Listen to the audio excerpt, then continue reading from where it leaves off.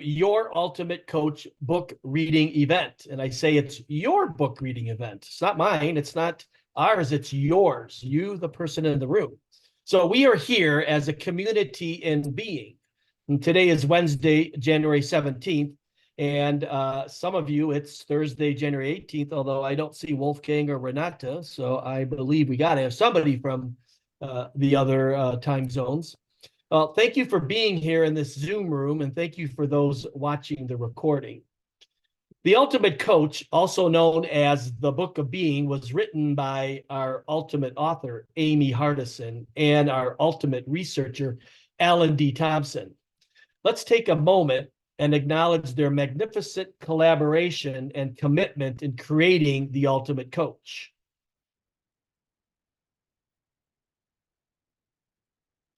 I'd also like to thank Steve Hardison for authorizing the research and writing. Without Steve's okay, we're not here this evening. So Steve, thank you. We also want to acknowledge Steve for the example of being that he is for all of us and for everyone he crosses paths with. And we always know there's a lot of people that cross his path, always good stories. Steve, your impact on people is nothing short of amazing. Thank you. Thank you. So everyone in this room tonight thanks you, Steve, from the bottom of their hearts. And I don't see JP, but JP is our reader. So we're going to work on that as I keep going here. So the book reading team acknowledges each one of you for being here tonight. Your presence is valued in this co-created space. So as Steve offers us to consider that the intention for this book reading is to expand our state of being, that's my word of the year is expansion. Look around the room and see the love, the beauty, the amazing beings you are spending your evening with or your morning with. So just take a moment and look around. Just look at the smiles. Yeah, I always like looking at Dave's smile. And I like looking at Anne Marie's coffee cup. Yeah, okay. So tonight's event is a co-created space, as I said, and we're here for a deeper experience of the book. So we've all read the book, but we want to go deep. So that's why we're here. And to explore being in community.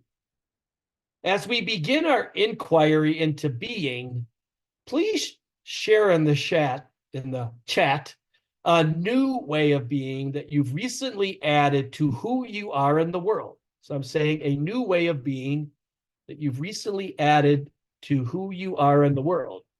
Since your being is a never-ending creation, consider something you've recently noticed and want to transform. Or just enter anything that comes to mind. So go ahead and fill up that chat. So let me see what we got. All right. Focus. We got focus as a new way of being. Presence as a new way of being. Allowing. I like that. Gotta receive. Gotta allow, right? Being inspirational and vulnerable. Being present. Being flow, having an open heart, love that. Being empty and surrendering. Being a deep listener. Intentional and receiving. All right, I love that. So these are all new ways of being. So, you get to create, at any moment and any time. I created something new on my document today. I haven't, I just put it in this morning. It's not even completed yet, but it will be in there for going forward. So your book reading event is about you and your experience of being in community. If you feel compelled to acknowledge someone, we ask that you reach out privately. Acknowledging in private is an opportunity to deepen your connection with others. And it's a really special treat for the receiver, for you to make that special effort to call them, text them, message them privately. So we ask that you do that if there's an acknowledgement somewhere in your thinking tonight. The most powerful part of the book reading and community is when we share about ourselves. It's why so many of us are here. It's what brings me back all the time.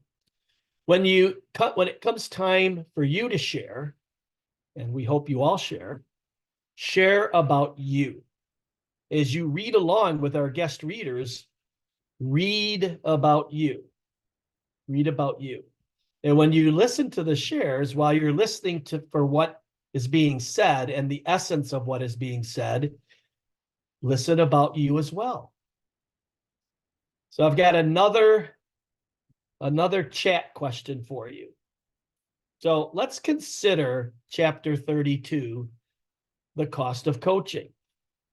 If you are a coach or a trainer delivering a service, a primary consideration is the price you ask for the service you deliver. There's a lot to think about. For the buyer of a service or product, the consideration is, am I receiving value for the price I'm paying? If you're not a coach or a trainer, consider the business that you are in, and you're probably providing something, a service or a product, and consider, the prices for that service and product if you have a say in that. And if you're a purchaser of a service or product that's not coaching, I want you to think about it from that perspective. So write in the chat, what are some of your considerations when pricing your service, your product? Right from either perspective. You write it as a buyer, write it as a provider, write it as a consumer, write it as a servicer. So you may begin. And I'll read these back. Oh, I like that. We got free. Okay, listening about myself here. Value to the buyer. So that's a provider of a service, thinking of the value or the growth they could provide to the buyer. Service to the buyer. It needs to be a bit uncomfortable so people invest in themselves if I'm charging. So that's a person that wants there to be a little skin in the game, right? Your life will be transformed. Impact, life-changing, the value I bring and share. So what I'm seeing as a common thread here is that the providers are considering the receivers of the service, and it's coming from a space or a mindset of, am I making it a good value for them? So I love that. All right. So thank you for playing 2 games in the chat tonight. Thank you so much for allowing me this opportunity to spend a few minutes getting us started. And I now would like to transfer tonight's moderation to the illustrious and inspirational Ken. Take it away, Ken. Hey, oh, Tom, thank you. Way to get us off the ground here, my friend, and outstanding job as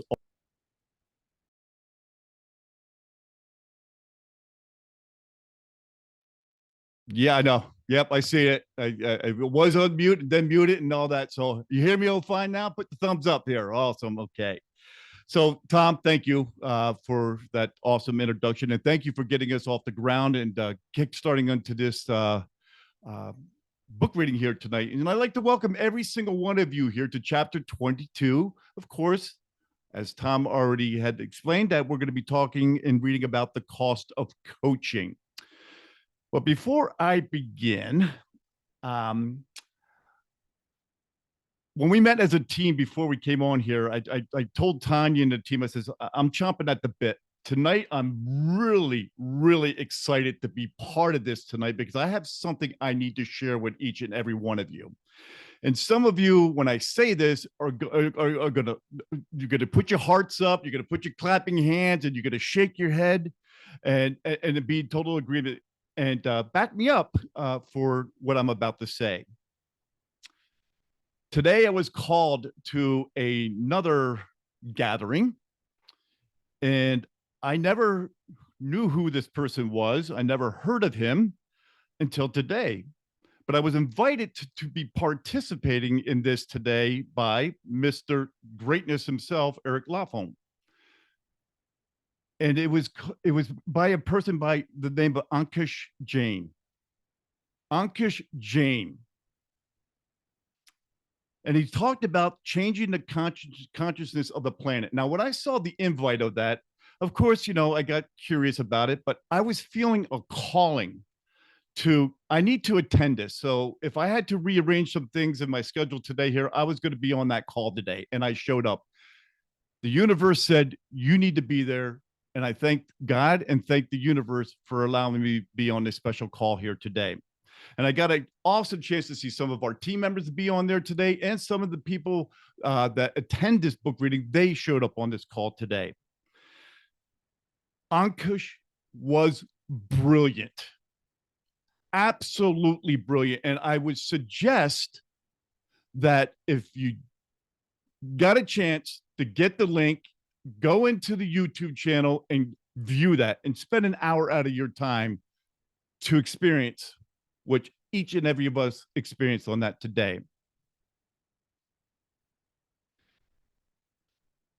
The main point that he was talking about was about what had happened to him 2 years ago that created the effect of everyone around him today and into the future. And how I loved how he said it was to people who aren't even born yet. That got me really, really to go deep with myself. So I also brought this up when I had an opportunity to speak today. For those of you who are aware of it, Steve Hardison himself got on the Facebook page and he recommended the book. And the book he recommended was The Butterfly Effect. He said, this is a must read. So I bought it. Just like when I was told The Ultimate Coach book was a must read, and I bought it. And I read it, and I read it, and I read it. Now, I did explain that I understood the butterfly effect, how I knew it when I was growing up here. It was a scientific fact that if a butterfly flapped its wings in Brazil, the power of its wings would create a hurricane in the United States. That's how I came to think about what I was going to read in this book. But boy, was I ever transformed after reading this book. Like Ankush had mentioned today, things that happened in the past are still affected each and every one of us here today and into the future. So that I would recommend that you all purchase and you read deeply. That's why we're here tonight, because we were all called at one time to be here, to experience it, to read the book, to purchase the book, to be the book and know who you were as a true being. So we can carry it on week after week, Wednesday after Sunday, Sunday after Wednesday, going through this process so we can help transform the world. And as Ankush is saying, his goal is to changing the consciousness of the planet, one person at a time. So if you're here tonight, you're here for a reason. You didn't just come across it willy-nilly. You were invited, or you saw this in the universe bringing it to you, and you're here. So thank you. So with that being said, I'm not sure, I got to look at the second page here. Our special reader tonight was JP Morgan, and I don't see him. So we're going to do something a little bit different. And that's one thing about being a coach there. You show up empty and you get prepared for anything that happens when you're sitting down with your client. You never show up with a preconceived idea of how you're going to run this. You just show up and you meet the person where they're at. And tonight we're showing up and meeting where everyone is at right now. So let me ask you, every one of you, is there anybody who is new here for the very first time? Would you please raise your electronic hand and be acknowledged that you're here for the very first time? And I'm going to bounce back and forth on the pages here. I do not see anybody. Awesome. Great. So we're going to move right along. Now, JP Morgan was due to be our special reader tonight. So I'm going to go off script here. I'm going to go off the way I normally show up for these things here and just say, okay, I'm going to meet everybody where they're at. I'm going to meet this book reading where this book meeting is at. And I'm going to ask someone if they would be willing to go ahead and read the chapter tonight. And Alex, come on, man, put your hand back down because I wanted to ask you because I never got a chance to meet you. I only got a chance to hear your voicemails. So put your hand back down and let me do this, Alex. Okay, Alex, would you like to be our special guest reader here tonight to read and get us off on this chapter 32, the cost of coaching here? Now, Alex, please raise your hand. All right, awesome. Thank you so much. And before I go on to the next thing here, I want to ask everyone a question. Do you have your physical copy of the Ultimate Coach book, the Book of Being? If you do, put it up. Let everybody see it. I'm going to flip back and forth on the pages here. Beautiful. Awesome. Great. So now what we normally do is we ask for volunteers to read certain parts of the book. And the first thing I'm going to do is I'm going to ask for a volunteer if they'd be willing to read the back of the book first. Would someone like to do that for me, please? All right, Greg. Greg, you are volunteering to read the back of the book.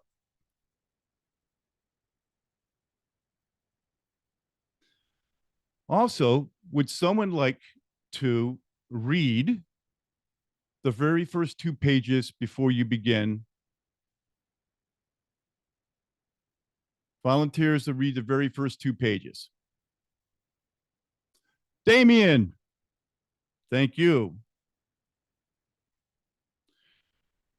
Now, Alex, I'm going to ask a favor. Not only did you volunteer for reading the chapter tonight, The Cost of Coaching, I also see that you volunteered to read the very first vignette, John Patrick Morgan. So thank you, Alex, for choosing to read so much for us tonight here. And going by your smile, you were just waiting for me to ask you to do that here. So yes, sir, you got that opportunity. So thank you for volunteering for both of them. And we also have one more vignette that we need to have a reader for tonight, and that's for Clayton Mask. And Mr. Dave Orton graciously volunteered. Okay, this is how we're going to do it. We're going to have Greg start off by reading the back of the book first. Then we're going to jump to the first 2 pages and have Damien read. And then Alex, you're going to jump in and you're going to read the main chapter. And right after that, the vignette, John Patrick Morgan. And then we're going to have Dave read the final vignette, Mr. Clayton Mask. So whenever you're ready, you can go ahead and begin, Greg. Dear potential reader, as you may have noticed, there are no testimonials on the back cover of this book, imploring you to read it. I veto that. The only testimony I'm interested in is the one you will have from reading and experiencing this book. Please do not read this book about me. Read this book about you. Read it about being. As you read, ask yourself, who would I need to be a more loving person? Who would I need to be a more effective parent? Who would I need to be to create a level of confidence that is remarkable? Who would I need to be at peace with who I am? Who would I need to be fully in love with myself and my life? Who would I need to be to live the most extraordinary life I can live? I promise you that if you read this book with that intention of expanding your state of being, you will do exactly that. Your experience will be remarkable. Who you are being is everything. Loving you, be blessed, be you. Steve Hardison.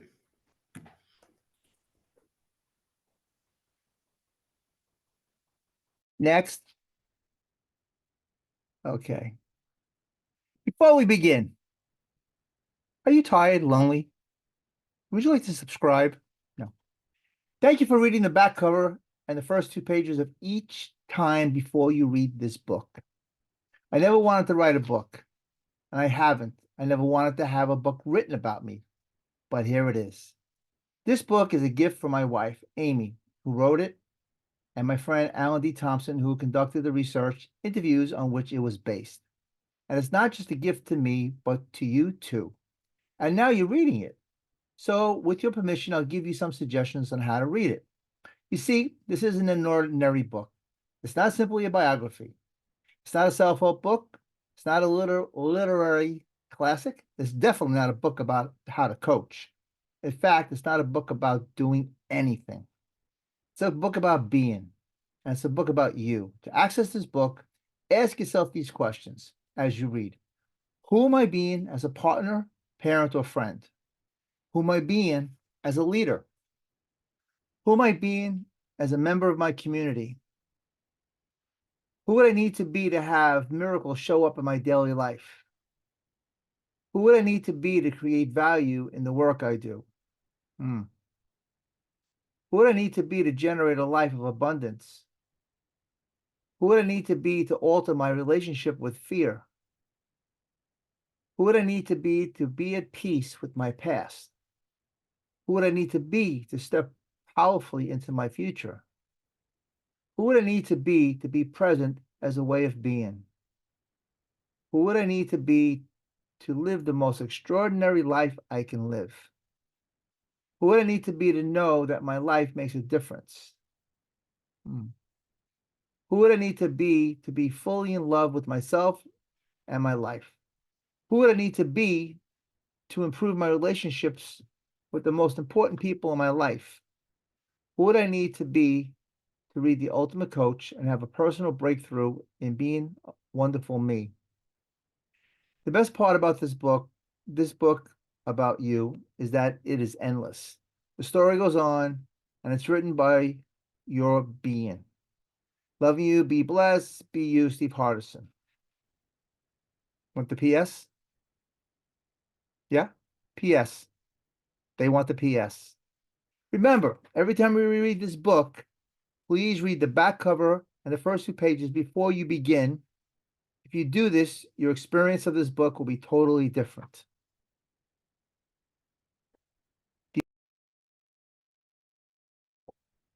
All right, game on. Chapter 32, the cost of coaching. Can y'all hear me? Let me start here. Okay, great. When I first learned about Steve Hardison, says Coach Lisa Hale, the first thing I heard, to be really blunt, was how much he charges his clients. I was kind of gobsmacked by that. My first thought was, what kind of coach would you have to be to command those fees? Then she heard Steve has an extensive waiting list.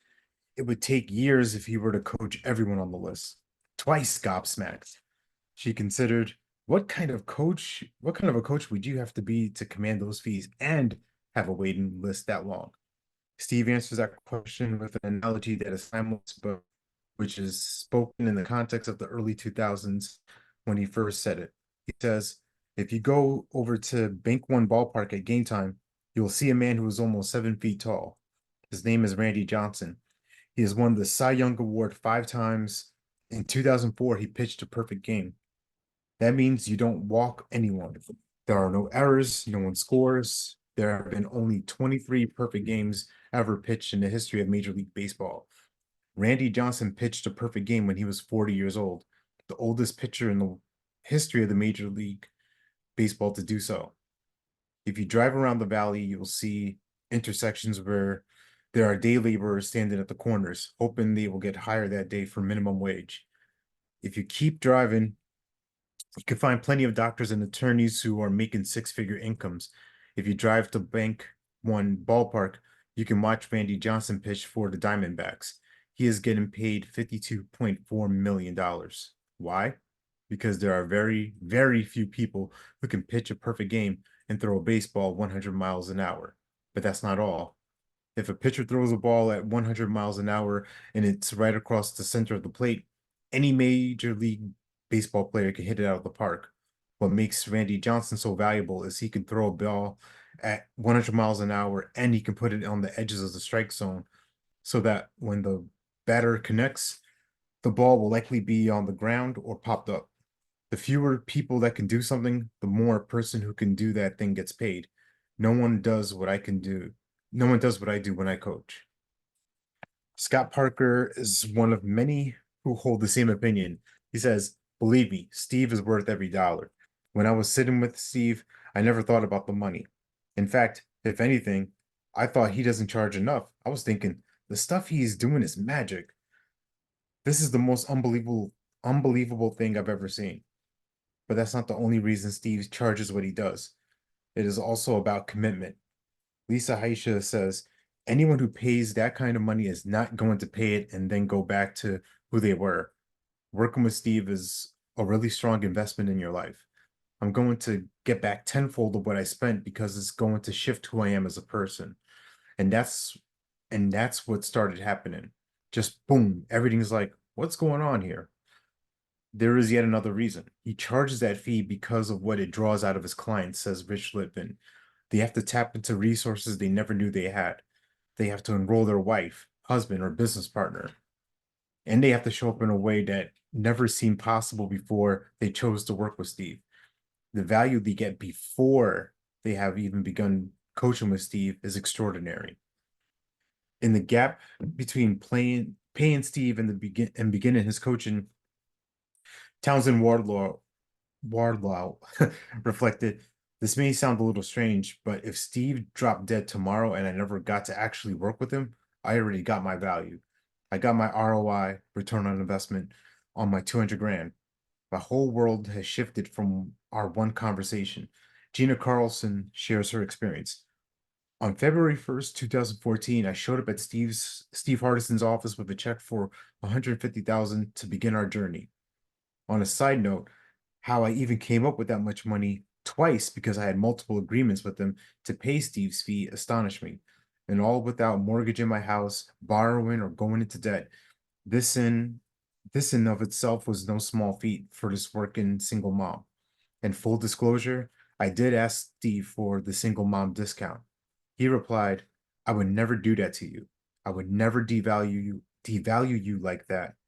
You are a powerful creator, and if you really want to work with me, how you will pay my full fee will occur for you. I left this office in a quandary. By the time I flew back to Los Angeles, I had come up with 7 possibilities for how I could pay his fee.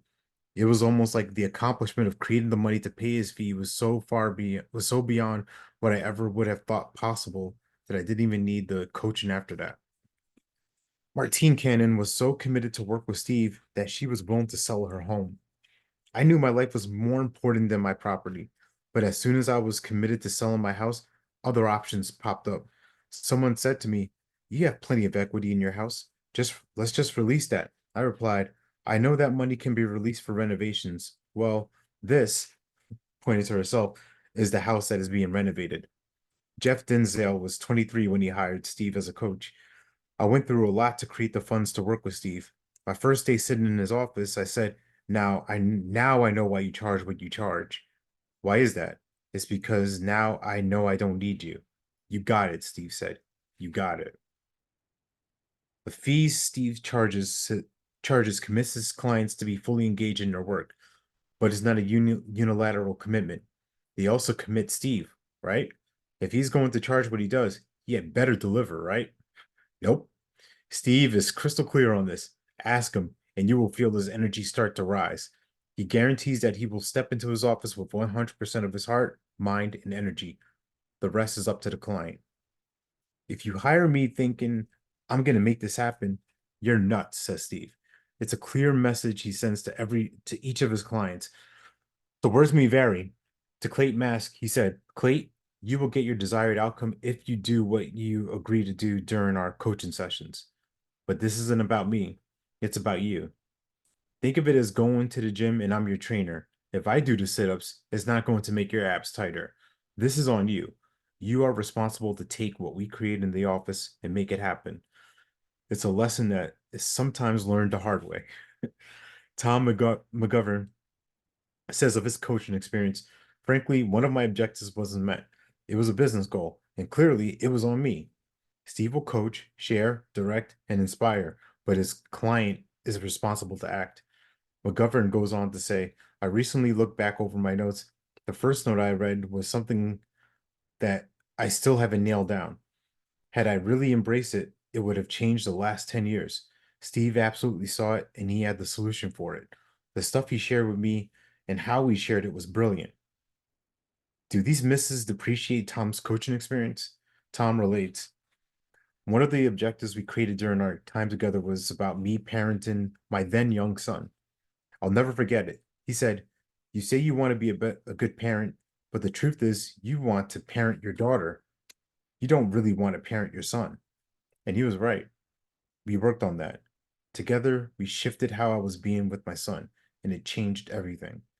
We have a fabulous relationship. So, was it worth the $150,000 plus travel time and cost? Yeah, absolutely. Absolutely. The stuff that comes up around money can be difficult. Jordan D'Angelo was getting married in a month. A month before that, his fiance, now wife, lost her job. It was stressful. Jordan had a nest egg. He could use it for a down payment on a house, or he could hire Steve for 10 hours. It was an easy decision for him. It wasn't so easy for his fiance.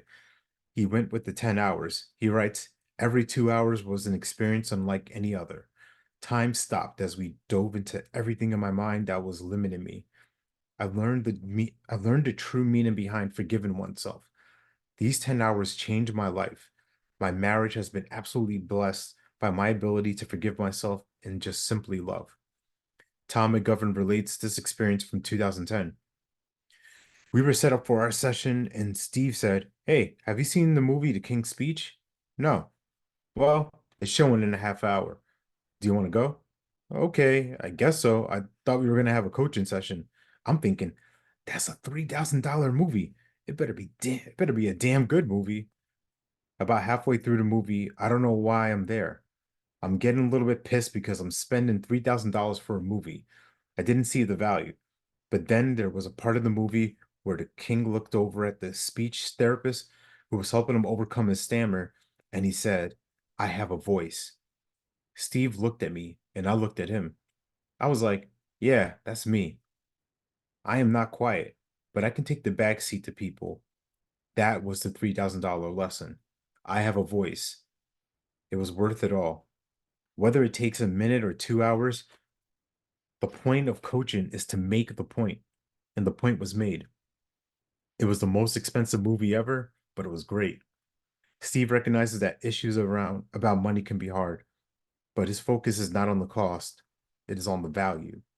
Stephen McGee says, the value he actually greater. Okay. Can you hear me? Yeah, all right. The value he provides is exponentially greater than his fee. Cost is quantifiable. Value is less so, but just as real. Aaron Bennett says, every single session, there's at least one miracle, and usually multiple miracles. He got me to see my self-worth. I don't know how I could ever put a price on that. Ethan Okora uses an analogy. Without a doubt, the value I have received from working with Steve far exceeds the value I've received from my Columbia Law School education, which I prize dearly. One afternoon, Steve was coaching with Andrew Leto. Andrew looked over at him and said, can I tell you something? You have earned your annual fee, just on what you taught me right now. That happened 6 times in one session. After the 6th time, Steve said, you know, that is now $1.2 million of value just from today. I'm a great value. So vignette, John Patrick Morgan, 100 Hours with Steve Hardison. The following is abridged from a video John Patrick made and posted on the internet. I flew out just for a 2-hour meeting. We sat in his living room. He asked me 2 questions. Who are you and why are you here? My whole life, I said. I've learned to excel by hanging out with the best people in the world. As far as I can see, you're the best in the world at coaching and creating, and I want to be around you. And there's another reason. My experience of you is that the way you live is truly fearless. Later, we created a name for living fearlessly.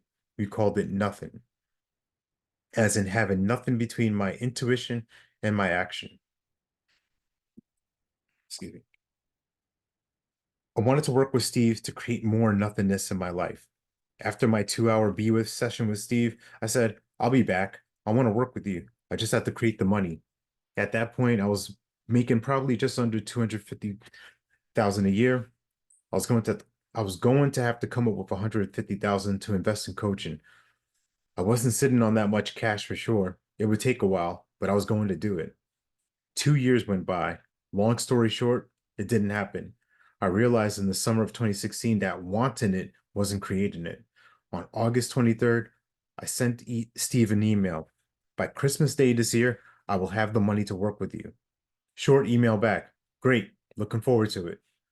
Then I realized, oh shit, with taxes and expenses and all the other stuff, I have to make more than 250,000 in the next 4 months. I've never made that much in a year in my current business. I was determined not to go to a place of scarcity or acquisition, or to overwork so I was ignoring my family, or any of the ways that might produce the money but would be counter to the whole point of hiring Steve. That would be hypocritical.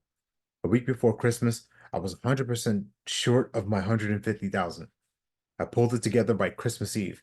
I made all the money I needed to make. I was able to email Steve on Christmas Day. I'm in. When I sent them the money in one lump sum, my hands started to sweat. Wire transfer is complete. Oh, where's that undo button? You can't do that. Oh shit. My heart started to race. Just telling the story now, my palms are starting to sweat again. I just transferred 6 figures, way more than I have ever spent to buy anything before. I didn't even put that much down on the house. I thought, oh shit, what if he dies? I created my answer. Even if he dies, I'm still going to spend 100 hours in his office. I'm going to read his books. I'm going to read his notes. I'm going to sit there. I'm going to coach myself. And this is the most important part. I committed to creating the return on investment no matter what. At that point, I wanted to create a tenfold return on my 150,000. Steve told me on our first day that I was welcome to show up at his office 30 minutes before our sessions. The door would be unlocked and the office ready. For the next 50 trips to Phoenix, I took an early flight out of Los Angeles. I pulled up to his driveway 31, sometimes 32 minutes early. I walked really slowly so that I can get into his office exactly 30 minutes early. I wanted to be in that space every single minute I had access to it. It was a big deal for me. It was a big deal financially, but it was also a big deal because of who Steve is. There's an aura that surrounds this man. There are stories of him being loving and powerful in a way that you don't really experience on Mother Earth. Steve and I have gone on field trips as part of my coaching. I experienced his love and his power firsthand, not just through stories.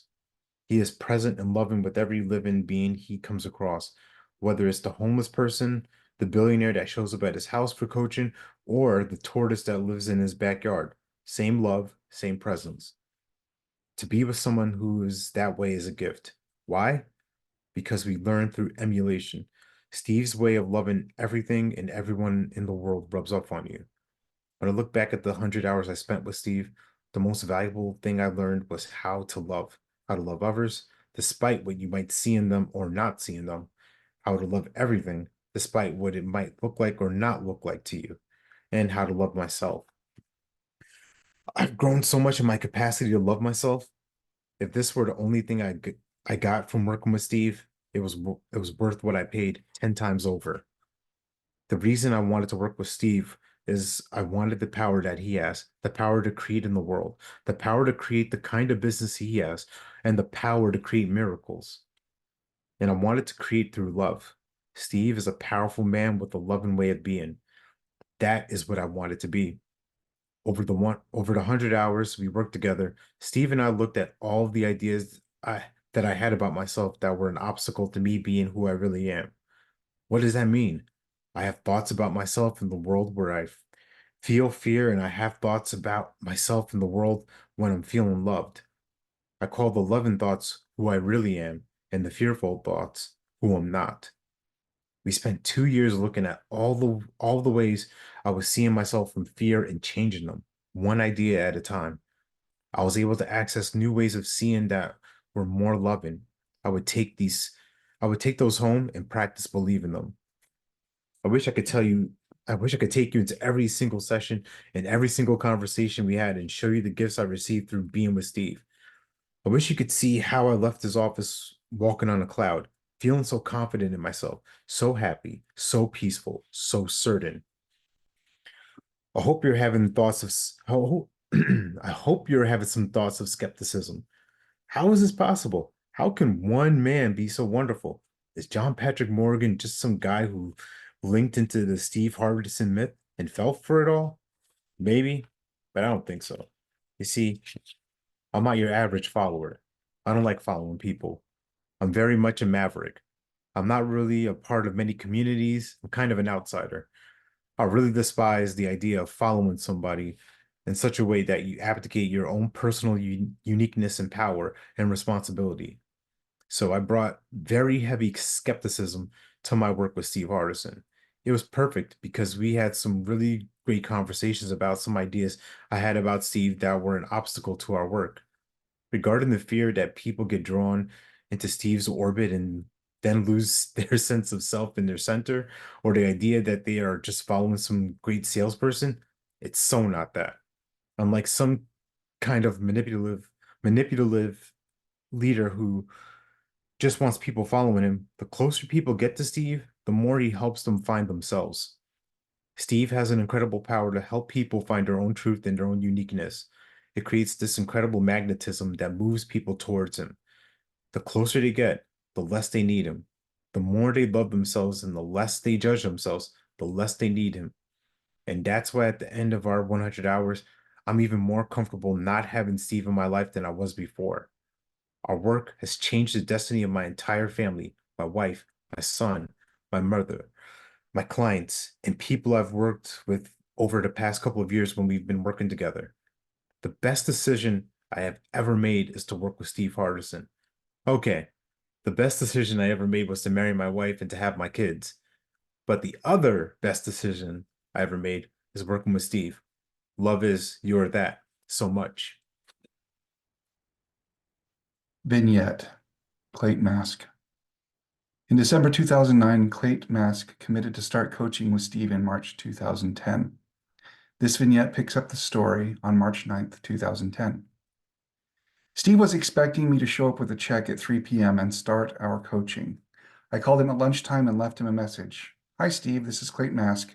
We're supposed to start coaching today. I just want you to know that I'm committed to coaching with you, but I can't start today. Confidentially, we're doing a layoff in the company, and I'm working on all the details of that. In my mind, it was crystal clear that if I was going to lay off 10% of my employees, I was not going to take money, some of which would be personal, some of which would be company, and put it into coaching. That just wouldn't look right, and it wouldn't be right for our employees. So I left a perfectly reasonable message, and I thought I was off the hook. He called me back. Clayt, I just want you to know that if you're committed, we'll be meeting today at 3 p.m. And if you are getting ready to do a layoff, there's nothing more important that you could do than to meet with me to figure out how you're going to navigate these challenges. It really struck me how he didn't just beat me over the head with my commitment, which he could have done. Rather, he reminded me of my commitment. It was also striking to me how confident he was in the value of the coaching that he would deliver. If you want to keep your commitment, Steve said, I'll see you at 3 o'clock. Now, at the time, we didn't have a ton of money in our bank account. I'll put it this way. It would reduce our balance by more than half. It was a big deal to do that. I went to the bank, got the money out, put it in this little box, and went to his office and sat down. That was the beginning of our coaching. My head was full of all kinds of concerns about having to lay off people. There was board unrest, even mutiny going on. There were so many issues at the time. Those first few months were super tumultuous in the business. Shortly after I started working with Steve, we had a really rough board meeting because the company had performed so poorly during the first quarter of the year. One board member in particular was telling the other board members that they should replace me. Then at the July board meeting, things erupted. One board member was calling me out. I got upset and he got upset. There were fireworks. It came down to this: either he was going to go or I was going to go. There was a lot of evidence to suggest that they were going to replace me, so I had what I considered to be a well-reasoned fear. Steve helped me face the fear, understand that fear, and see how that fear was holding me back from being the leader I needed to be. When my lead board member came out to meet me, I knew the meeting was to either fire me or back me. She sat down. I sat down. I explained to her, I see the issue. This is what I've done. I've taken care of this. I've resolved that. I'm working on this. This is what's going to happen when I do. We're going to get the company back into a safe place. We'll be cash flow positive by the end of this year. You can take that to the bank. She sat back in her chair and said, okay, I was hoping I would hear something like that. Let's do this. Later, our corporate attorney told me, I've seen this type of dynamic many times in my career where the board presses on the CEO, and I've never seen it work out the way this worked out. I'm honestly scratching my head about how you did this. In my career, this isn't how it goes. How did you do it? I genuinely want to know. I said, I work with a coach and he's really amazing. He helped me see what I needed to see in order to work my way out of this. I figured you must have been talking to somebody because there's no way a venture-backed entrepreneur could do what you did. He went on, I'm intrigued. What did your coach tell you? It was nothing he told me. Steve didn't tell me to do anything. He helped me see how my fear was preventing me from being the leader that I needed to be. And he helped me see that if I had that fear, then the board should fire me because I wasn't leading the way I needed to lead. He woke me up to lead and helped me get rid of my fear. What price do I put on my coaching with Steve? The most recent valuation of the company put it at $500 million. If I hadn't coached with Steve, I would have lost the company.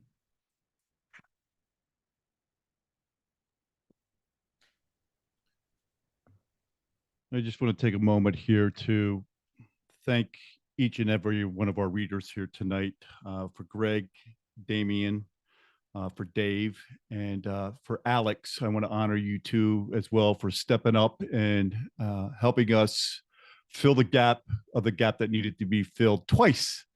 And I appreciate that, and you stepping in and do that. Now, this is the portion of the book reading that we slow things down. And I'm going to ask each and one of the readers that just read for us, beginning with Greg, if there's something that came up for you, Greg, that you feel that you would like to share with us. I want to honor this time with you to share with us what came up for you. A lot. First off, in the readings from Damian, when he talked about the person who was going to be coaching, and they said, no, I'm not going to refinance my house. I'm going to invest and rehab my house, my body, my mind. And they found a way to come up with the money to do that without refinancing their house. So I thought that was really special. The other thing is, in coaching, it was more about Steve getting people to find their own way on their own, to discover what they needed to do to create a new life for themselves and to better themselves. So there was a lot of creation that was going on and a lot of self exploration on their own that got them to come to really change their life.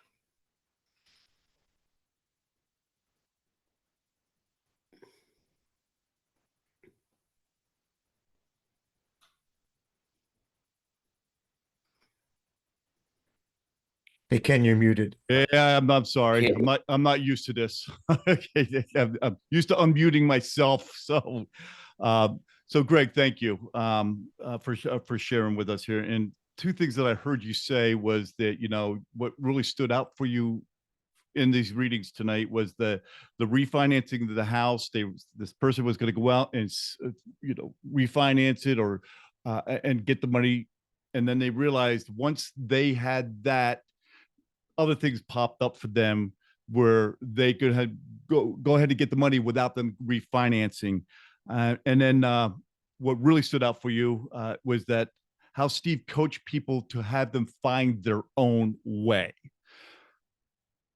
I remember when I had my first coach, it was 3.5 years ago. I hired him, great person, loved them to death.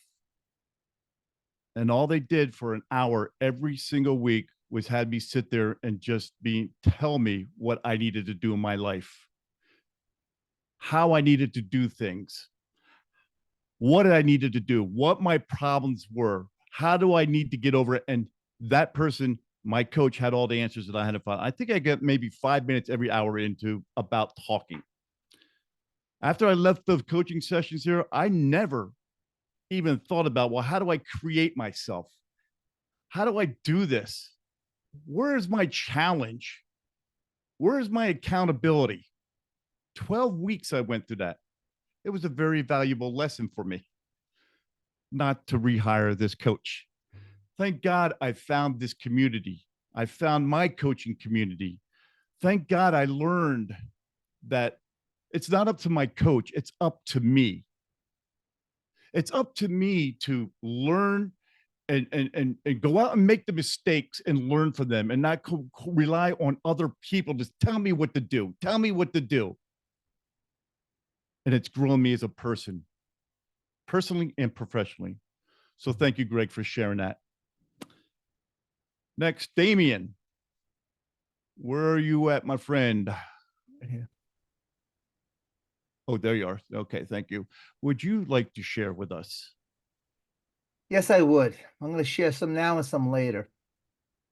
The Book of Being. I see where it relates to me, you know. So when I read the first 2 pages, who would I need to be? Who would I need to be? Who would I need to be? And it's nice to take even one of these and break it down. And as I was reading, for me, it's like listening to a Motown song. You know, I could be in the shittiest mood. I listen to a Motown song. The house could be on fucking fire and I don't care. So when I was listening to these, I wasn't getting annoyed that I didn't do these. Meaning like, take one, break it down. Who do I need to be to get this? So it put me in neutral. But the other thing that was very loud was,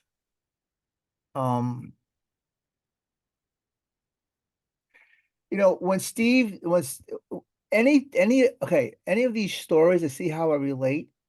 And the thing, what's his name? Mask. What was his Plate name? mask. Plate Clayton mask. Mask. You know,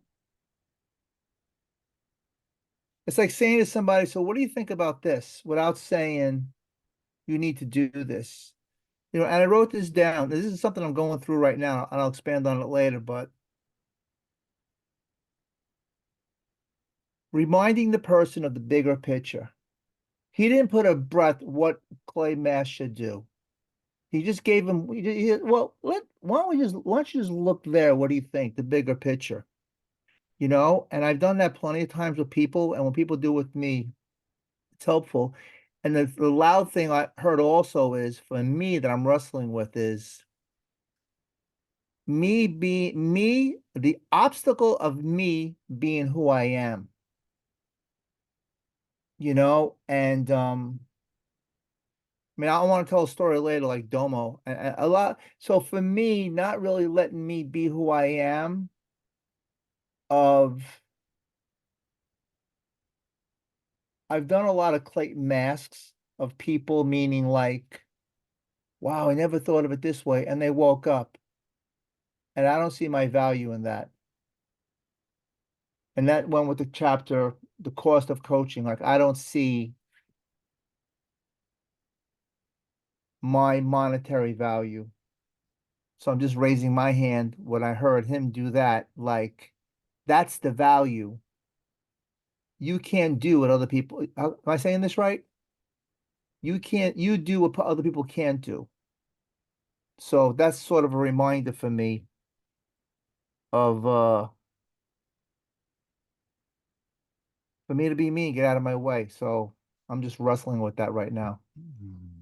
So that's enough out of me for now.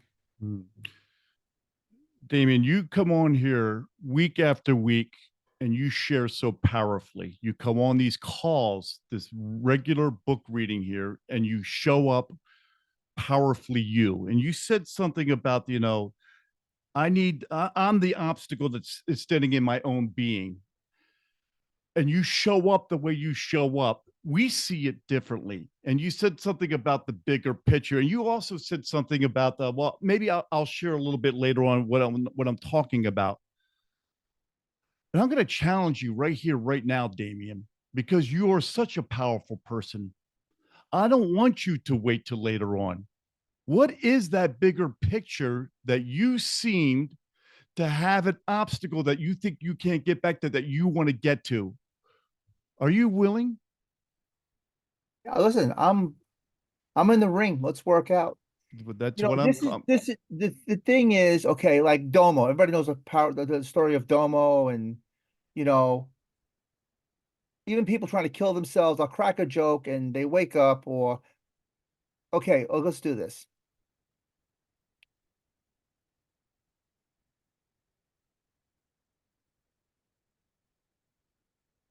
Wow, I'm getting a little emotional. You're hitting the nail on the head. I do to people what I'm not doing for myself. Meaning, like the Domo story is this guy came out of jail. He's like a 300-pound gorilla, and I'm talking to him in a room that's 4 foot by 5 foot, and the door is behind me. So if something goes wrong, I can't get out. So I get in an argument with this guy, and he's yelling at me. But I gotta answer these fucking questions. I don't want to answer these fucking questions. So anyway, we go back and forth, and he starts laughing.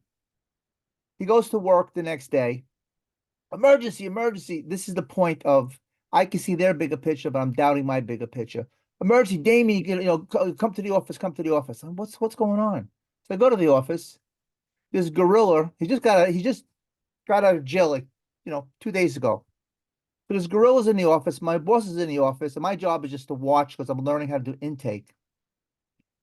So he got in trouble because in Salvation Army, when they unload the trucks, sometimes they find drugs. So this guy took the drugs and threw them in the garbage pail. And he got in trouble. And he's flipping out. Why the fuck am I in trouble? I'm a hero. I threw the drugs in the garbage pail, right? Well, you broke a rule and this and that, and he got beat up.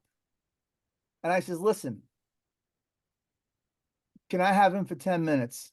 And I said, would you give me 10 minutes of your time? He says, okay. So, wow.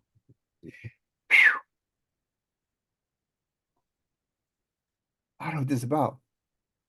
So I take him in the office, and I'm staring at him for a minute, and I just see the bigger picture. And I know, listen, I used to be a real manipulator. So I just know one sees another. I says, look, you found the drugs, you threw them in the garbage pail. Yeah. I says, look, you did the right thing, right? Yeah. Okay. The drugs you threw in the garbage pail, somebody might have seen you throw them in the garbage pail, and you walk away as a hero, but they pick it up and get high. Oh, I never thought of that. Because now if you hand them in, they can't get high. Okay. The next day, emergency, Damien to the office right away. And my boss goes, what is going on? Why does this guy says he has to see you again? He has to. I says, he found more drugs. She says, ah. So he comes in with a handful of drugs. And my boss says, what is this? And he names them all. She didn't even know half of them. He was so happy he did the right thing. She says, how did you see that? Because the guy's in jail they don't know how they don't know how to be honest. He got a taste of honesty. You know, he got a taste of, oh, I thought I was doing the right thing. I wasn't, but now I know how to do the right thing. So he, you know, he wanted to make a point of it. And she was like, how did you see that? So I've done that a lot of times. And I'm like, I'm like, this is me. Can I do that again? And I've done that with like 10 different people. And I still question myself.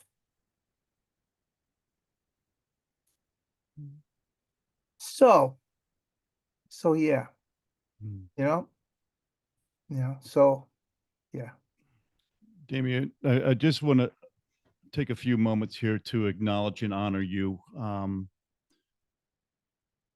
for being a leader in front of all of us right now and stating and showing your total vulnerability. I've heard you share this story once before, and it wasn't as powerful then as I'm hearing it, as we're all hearing it now. The vulnerability. And I challenged you, and you accepted this challenge right here on this call. And I'm certainly not here aiming to start a coaching conversation with you here, but I knew right here, right now, that if I left it go later on, it wouldn't have been shared so powerfully 20 minutes from now as it was right here. You battled a gorilla, is how you said it. But I'm telling you this, you weren't battling a gorilla. You were battling yourself on how to deal with this person who did not know how to show up honestly to save himself.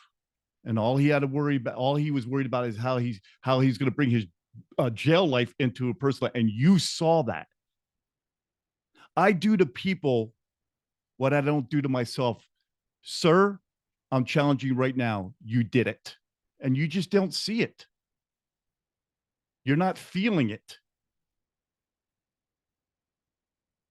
And I want to acknowledge for you for standing up here and being who you truly are, who you are being. You're not breaking down each and every one of these things saying, who do I need to be? Who do I need it? You're living it, dude. Sit back. Take some time. Feel it and continue doing it. Thank you so much. Thank you from the bottom of my heart for sharing your vulnerability with each and every one of us tonight. So, Mr. Alex Dumas, I'm here to ask you, kind sir, if there's anything that came up for you that you would like to share with each and every one of us. Yeah, sure. Thank you. You know, there's no coincidences. There's no whatever. It's God is a wonderful cosmic prankster. And this has been the first book reading I've showed up to in a long time. And next week I'm going to be in Arizona for 2UE, right? The Ultimate Experience, the sequel, part 2. And I'll be kicking it off. And it's hilarious that this chapter has this phrase or this moment of I have a voice, and that's been a big part of my life. It's been a big area that I continue to amplify into the world after coming from a way of being of like my voice doesn't matter, doesn't important, right? Just all these disempowering thoughts. So it's really hysterical to me inside that this phrase is in this chapter, and the other possibility I see for myself with it is remembering to focus on the value that we're delivering for people and not to create folks who are dependent on us. Like nobody needs anything from me. I don't have to control that part of things. Like nobody needs me, right? The clients that I work with, they don't need me. And I think that's a beautiful stand to come from, where who you are is so valuable that the return for those folks is 10 times, 20 times, 30 times, right? And it's over and over. That one story, that guy who's like, yeah, I just I got my value from the coaching 6 times over, right?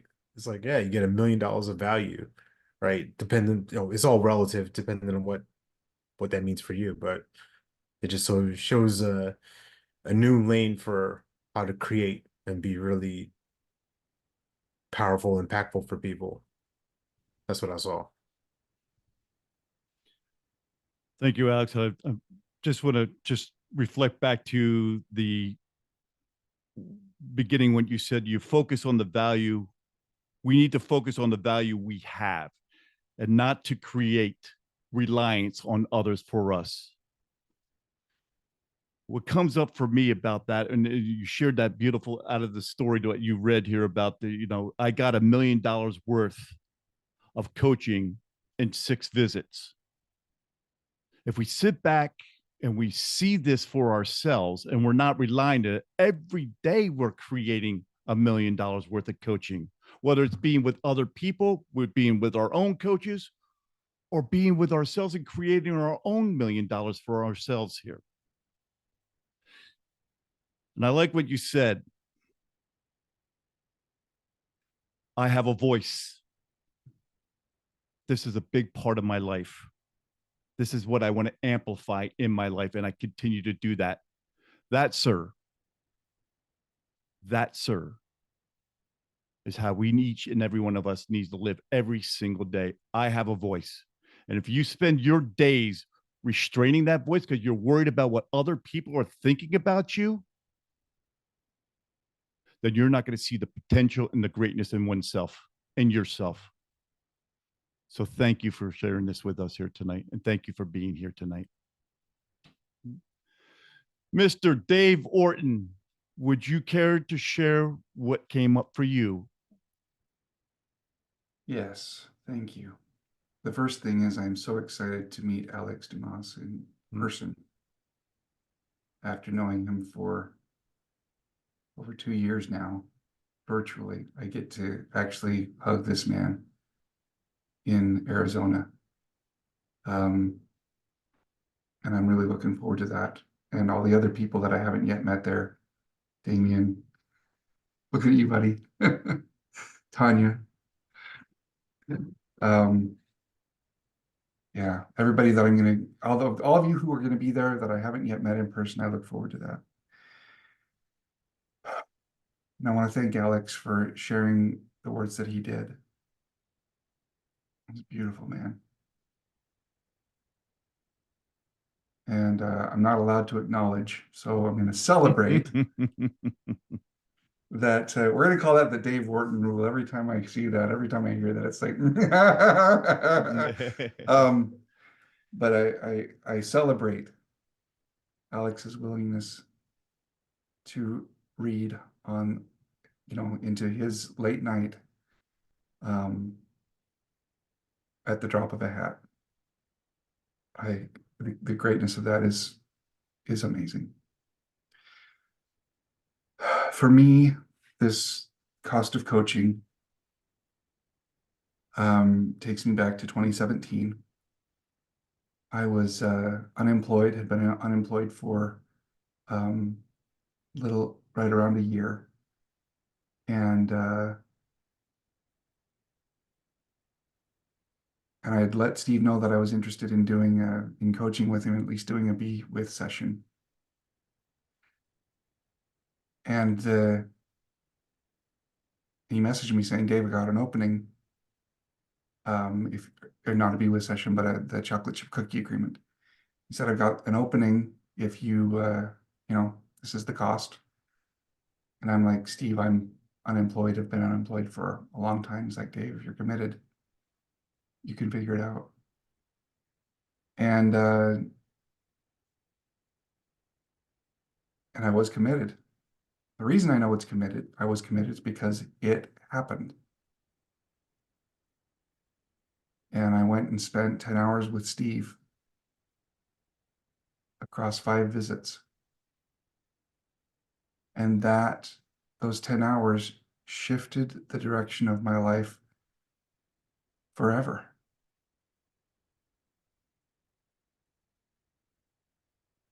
And who I am now became possible out of the depths of hell in God's gym.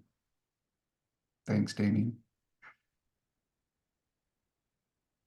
From that time I had with Steve and the miracles that took place to get me into that office. And if I can do it, so can you. What is it Steve says? Commitment, a lack of commitment is the high cost of low living.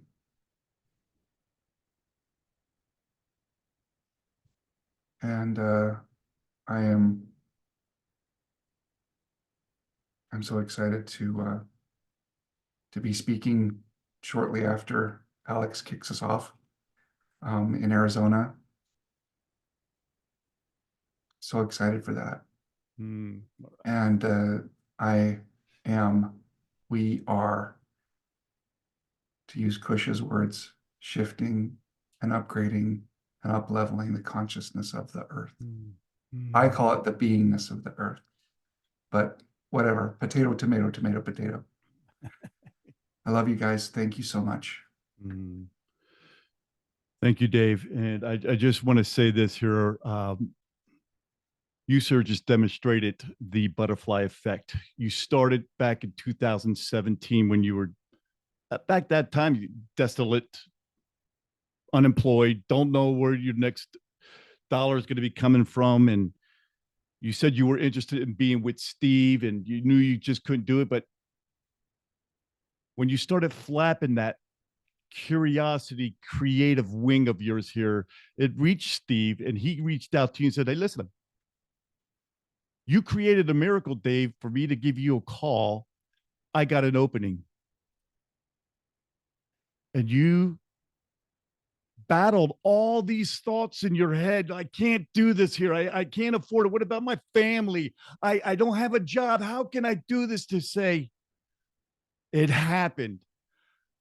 I had 10 hours cookie chip sessions with Steve, and it changed my life forever. To be here in 2024 with all of us now, creating that little butterfly flap back 7 years ago for all of us to feel this effect, to help us, to help me, to stop standing in my own way about investing in myself, which holds me back a lot of times in my life. I can't do it. It's going to cost $10,000. I can't do it. It's going to cost $15,000 here. Who do I need to be to create me so I could go out there and help create others? And I spent so much money. Look at the smile on my face ever since 3 years ago, because money is no meaning to me.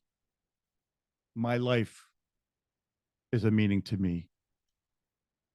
And you know what, Dave? Every time you come on this call and you flap those wings, I'm feeling it. The hurricane right here, my friend. I'm feeling the hurricane. And I love you, buddy. And thank you for so much sharing. Thank you all for sharing. So this is the portion of the call, if we have some time. If anybody else would like to share what came up for them during this call, now's your opportunity to do that. Just raise your electronic hand if you'd like to share.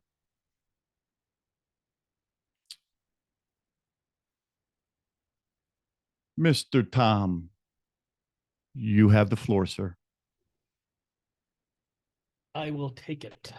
So a lot of things came up. I always write notes for myself as to what comes up, but I'll just share about one thing. So in my coaching, well, I've been coaching mostly real estate agents and keeping my roster as full as I need to. But I've recently added a new service, a course that I teach. It's a 2-day course or 6 days on Zoom. And I started out at I started out at a really low price. And my idea was, hey, I want to train it to get good at it.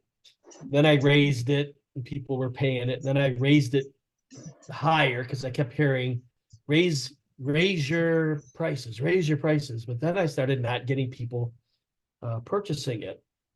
So, a lot of this chapter that Alex read was about value. And we talked about value before we got to the readings. And I want to share two things. Well, one thing I got tonight from Alex, you wrote in the chat about being, you want people to be in alignment with you, and they be aligned with you and you be aligned with them, to where you'd invite them into your house.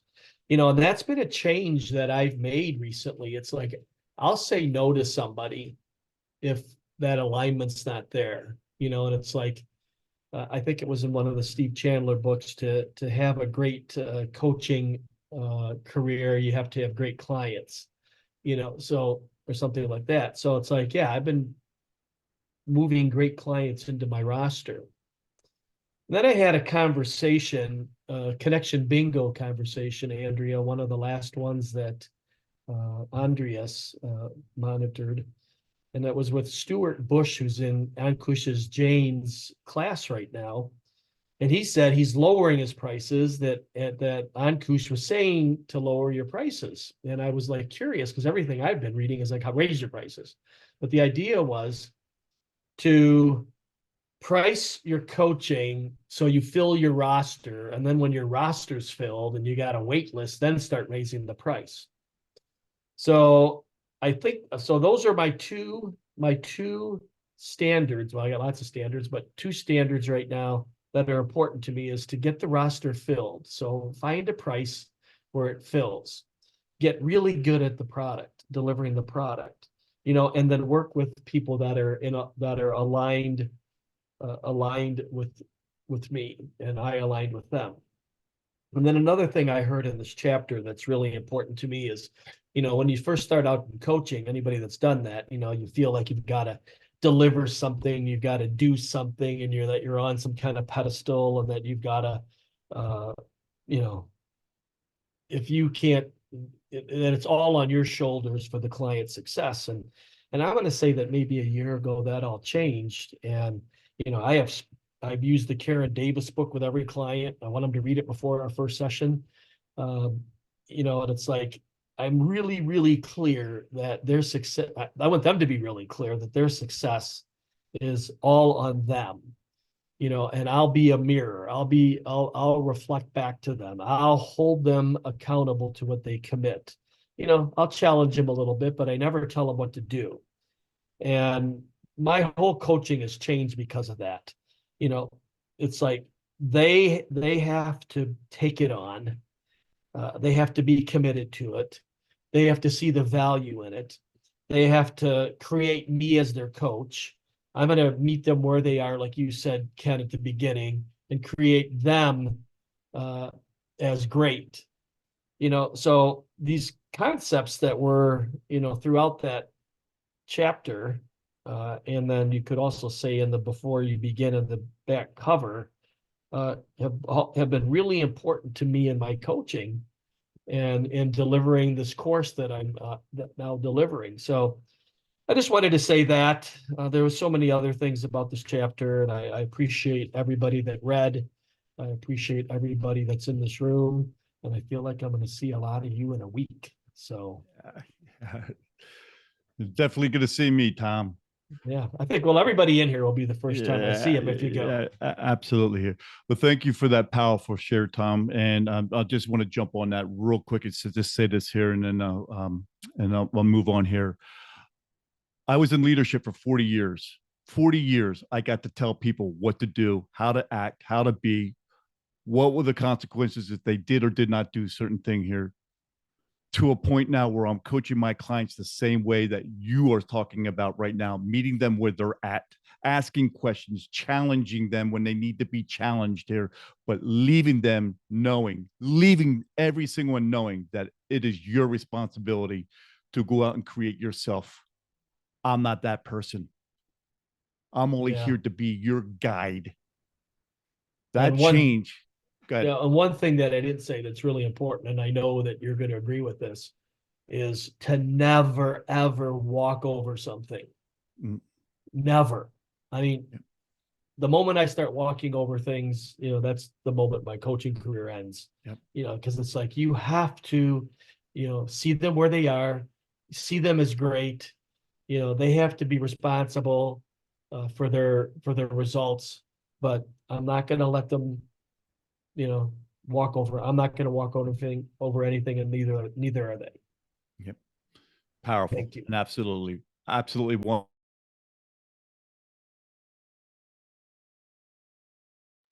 Got muted, Ken. Yeah, I see it. I caught it a lot quicker than I did that. So thank you for that powerful share. Mr. Steve Shaw is in the house and he would love to share. So let's hear your wisdom, Mr. Steve. All right. Thanks. Excuse me. Thank you, Ken. Yeah, I mean, what really got me was the King's Speech and I Have a Voice.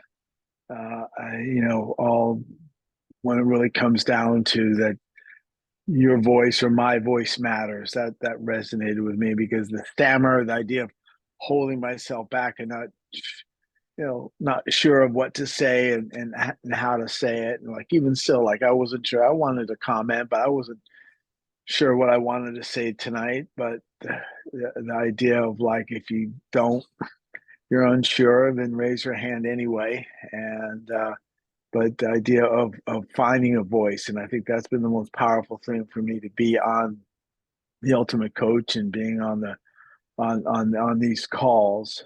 Whether or not you speak with a stammer or whether you speak, clearly, just really resonating. Like I tell you, on Sunday night, Sunday morning, Elizabeth Forrest, man, she was a powerful share. That was like, wow, what the?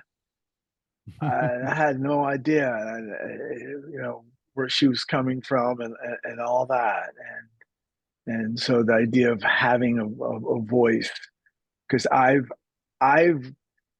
in my life used to just not expressing my voice, and so this has been this journey for me to really show up and use it, and to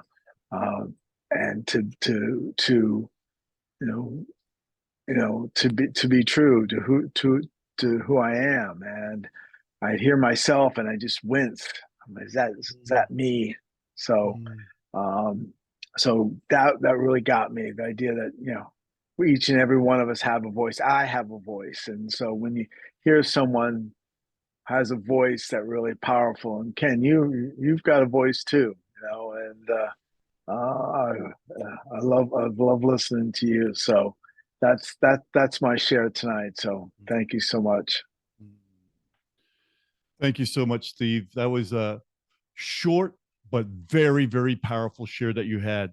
And I'll just leave it with this and I'll pass it on. I'll bring Elizabeth on here. I have a voice. Hear me roar. You don't let that roar out, you will be a mice from here to the end. And Steve, you stood up and said, I have a voice. And you said, I'm debating. I debated whether I have something to say, but do I get on here? You are in a judge-free zone, dude. Judge-free zone. You can say whatever the hell you want to say whenever you want to say this here, and each and every word that comes out of your mouth is going to be so powerful that we're only going to learn from that. Always remember that, my man. Always remember that. I remember I was suppressed so many times in my working world here. I couldn't say nothing because I was so afraid I was going to get knocked down by my superior who kept me down. But I learned that was my choice, not his. I have a voice. People are going to hear me roar. And I'll take every one of us back to right now, to your 5-year-old, 6-year-old self. You didn't care what you had to say. You didn't care what other people thought about what you had to say. Man, your breath stinks. So what? Man, you stink. You didn't care. That's the voice that needs to come out of it. If they don't like it, they have the choice of not listening to you. But if they're knocking you down because of that here, then there's something deep going on inside of them, and they are only reflecting off of them and not on their true self. Steve, powerful. Thank you so, so much. Miss Elizabeth. All right.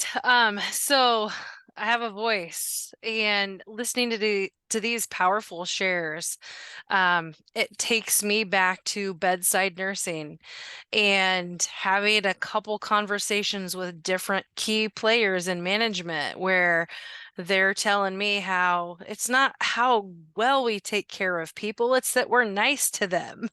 Like, this is Mm. such bullshit. Everybody deserves the best care possible. And then being that person who's I'm going to raise my hand to this shit because it's not right, and using that voice that I've been given. And people are like, are you really going to say that? And it's like taking that stand and saying, what are they going to do? Fire me for telling the truth? Mm. And finding that courage to step up and use that voice when it needs to be used, especially when it's for other people. That's what came back to me just with the you have a voice. It just reminds me of the mission, the drive. Like, why are we really here? And how do we use our voices to really make the impact that we need to? Mm. That's all I got. Mm. Thank you. Awesome. I am woman. Hear me roar. I am woman. Hear me roar. You know what? This is what our clients need from us, to show up and have a voice, because it's going to give them the confidence to go out and do the same thing for themselves. Thank you so much, Elizabeth. So we are an hour and a half into this here. I'll give everybody one more opportunity if they want to share. I do not see any more hands up. And I just want to ask our readers one more time, Alex or Damien or Dave or Doug, if you would like to, if there's anything we share before I pass this on. Okay. Nothing being heard. So thank you all yeah. for being That here. one Oh, thing that- I'm sorry. Sorry, Alex. Go right ahead. Yeah. The other thing that, just came to me from this chapter was the residual effects of the work, right? And I know these JP and the other guys were talking about the work with Steve, but just for you, right? We're listening to this, reading this as if it was about us, and really thinking about beyond the tangible target desired outcomes that someone's saying, right? I want to make more money in my business. I want to lose weight, whatever your area of expertise is. You heard time and time again from these folks in the book, wow, my relationship with my son, my family's better. I love myself, right? These things that you can't put money on, you'd be like, wow, why would I pay $150,000 to love myself? Well, how does that show up in the rest of what you do and who you are and who you're being? Oh, priceless. Okay, I'm not even paying Steve enough. That's not even right. And when he says that, you can't even pay me what I'm worth. That's a great reminder for me that, yeah, no one can ever pay me what I'm worth. So let me just blow them out the water of what I can deliver, not because I want to impress them, or I want to help them express themselves and help them be who they're meant to be, who they were designed to be.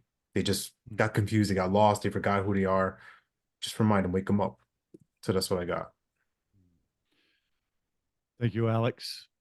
And this is what I heard. Who do I need to be to look past the money, to create the person I need to be creating for myself and for other people in this world? Thank you for putting the cherry on the icing. Thank you, sir. Damien. Well, you started it, Ken. You keep pushing my buttons.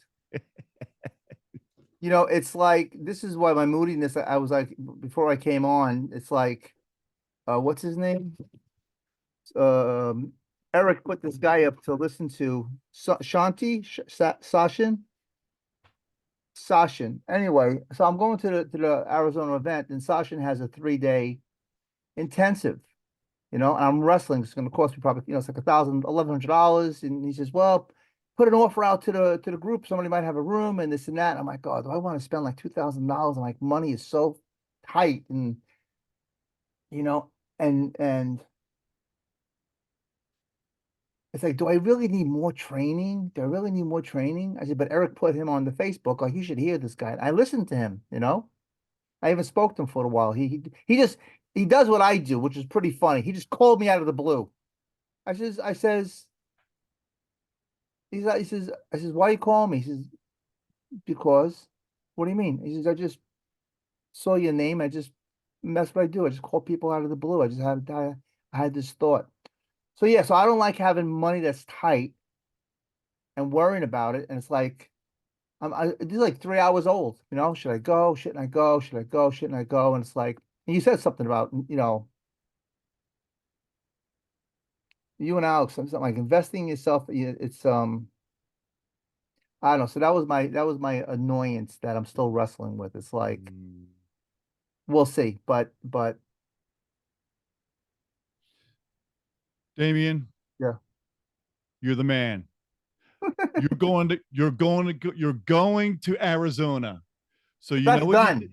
Yep. So now you took the money tightness that was creating your own tightness that wasn't letting you see beyond what you are creating for yourself. Dude, I'm going to give you the biggest hug when I see you in Arizona next week, man. This is an intensive. I want to go add to that, which is 3 days later. That's what I'm talking So, about. so Damien, What? who do you need to be to make sure that you get your ass to this intensive? And I'll leave it with that. Thank you so much, sir, for sharing. Thank you. I love it. All right. With that being said, we are a little bit past our normal time here. So I thank everyone for your shares tonight. So at this time, I would love to turn this over to our beautiful Miss Fari to take us home. I love you, Ken. The way you talk about me and about everybody else, I just think, oh yeah, I do have a voice. As we all do. Thank you, Ken. Thank you, Tom, for doing such a great job as always. And our wonderful readers, Greg, Damien, Alex, Dave. You guys rock. Thank you for making tonight so special for all of us. And of course, yourselves too, to do realize how much of a voice you have, right? Sunday morning, the 21st, we have a wonderful reading coming up. 7 a.m. Pacific and 10 a.m. Eastern is going to be chapter 33, the millennials. And it is going to be with the wonderful Jordan Holloway. I hope I pronounced it right. That's Aunt Teresa's precious son is going to do the reading for us. So sadly, I can never be there on Sundays, but you guys please do join and enjoy yourself and enjoy the readings that is taking place and everything else that is Facebook group is giving us, the podcast that we have, the LinkedIn, the Instagram, the YouTube. The YouTube is absolutely out of anything you can think of, especially with the one that we had this morning with Ankush. That if you guys didn't see that, I highly recommend you see it. Watch it. It's on YouTube already.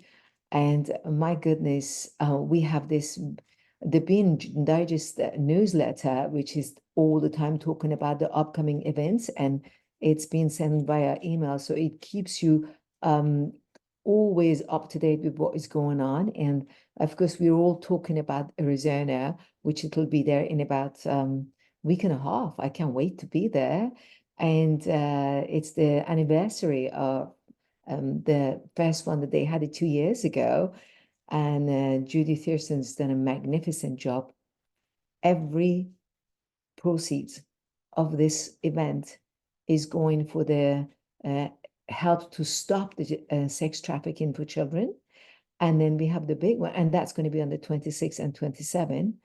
And then we have the other one that is going to be on the Birmingham, United Kingdom in May. And that's also amazing. And the all proceed for that one also is going to for the Children's Hospital Hard of Hearing. And if you want to get there, there are a few tickets left for Arizona. And if you want to know more about it or get the tickets, please say yes in the chat and we'll send you the links and you can join us and we can all celebrate that together.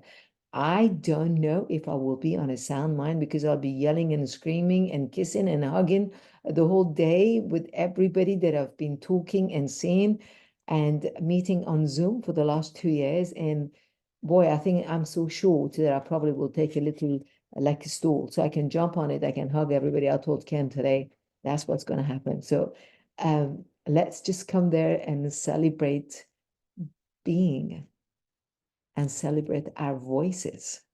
That's the best part of it. And having said, I hope I've covered, as I always say that. And after that, we are moving forward Afterglow. So if you like to share and you want to come, there is JP Morgan is showing up now. That's lovely.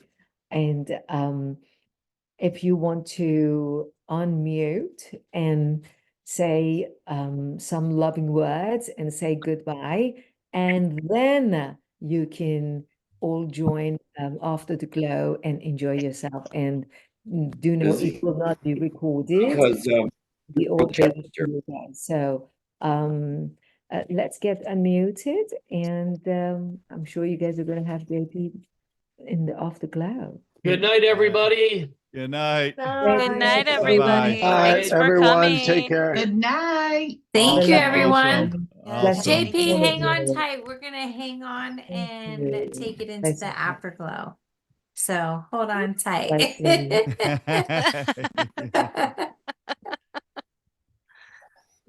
You're on mute, JP. You're on mute, JP. You're on mute. I said my heart is racing 100 miles an hour. I just literally like need to change my pants. I don't know.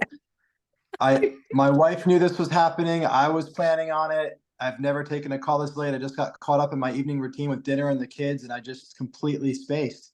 I feel horrible. I'm so sorry, everybody. So sorry. John Patrick, you know what this does, my friend? What does it do? Does it make It means I owe shows you us that 15 you are a birthday days? human being. Oh, I'm very human, but I feel like No, but just for a minute, yeah. because we've all missed something. We've Whew. all missed something. Yeah. And I know everyone here, including myself, hold you very high. Oh, thank you. Look at this guy Okay. he's trying to get in my office now. I'm trying to like, oh my goodness. Well, that's very, very kind, especially considering the circumstances. I would love a second opportunity. I don't want to waste everybody's time, but it's just not like me. So I just caught by surprise. I'm so sorry. Well, that's okay. Just take a deep breath and just know that, you know what? It also created a blessing for the person that did read. I believe it was Great. divine timing. Cool. It was Alex DeMoss, and he's coming up to the 2-year anniversary. Amazing. So I believe it was a divine blessing as well. Hmm. I just want you to know I'm a mother of 4, and I try to figure it all out a lot. Yeah. So just know that sometimes hiccups and mess ups are blessings for others too. So, in Well, reference that's very to the generous. cost of, Thank you so much. yeah. Yeah. Well, I have a question for you Please. in reference to this chapter in the Mm. cost Mm. of coaching. How does that hit for you? How does that land for you? Is there anything that you would like to share with us on that? Yeah. I think when I think about if somebody doesn't show up for a call with me, I immediately go to like, how did I create the possibility that this wasn't the most valuable and important thing that they can be using their time for?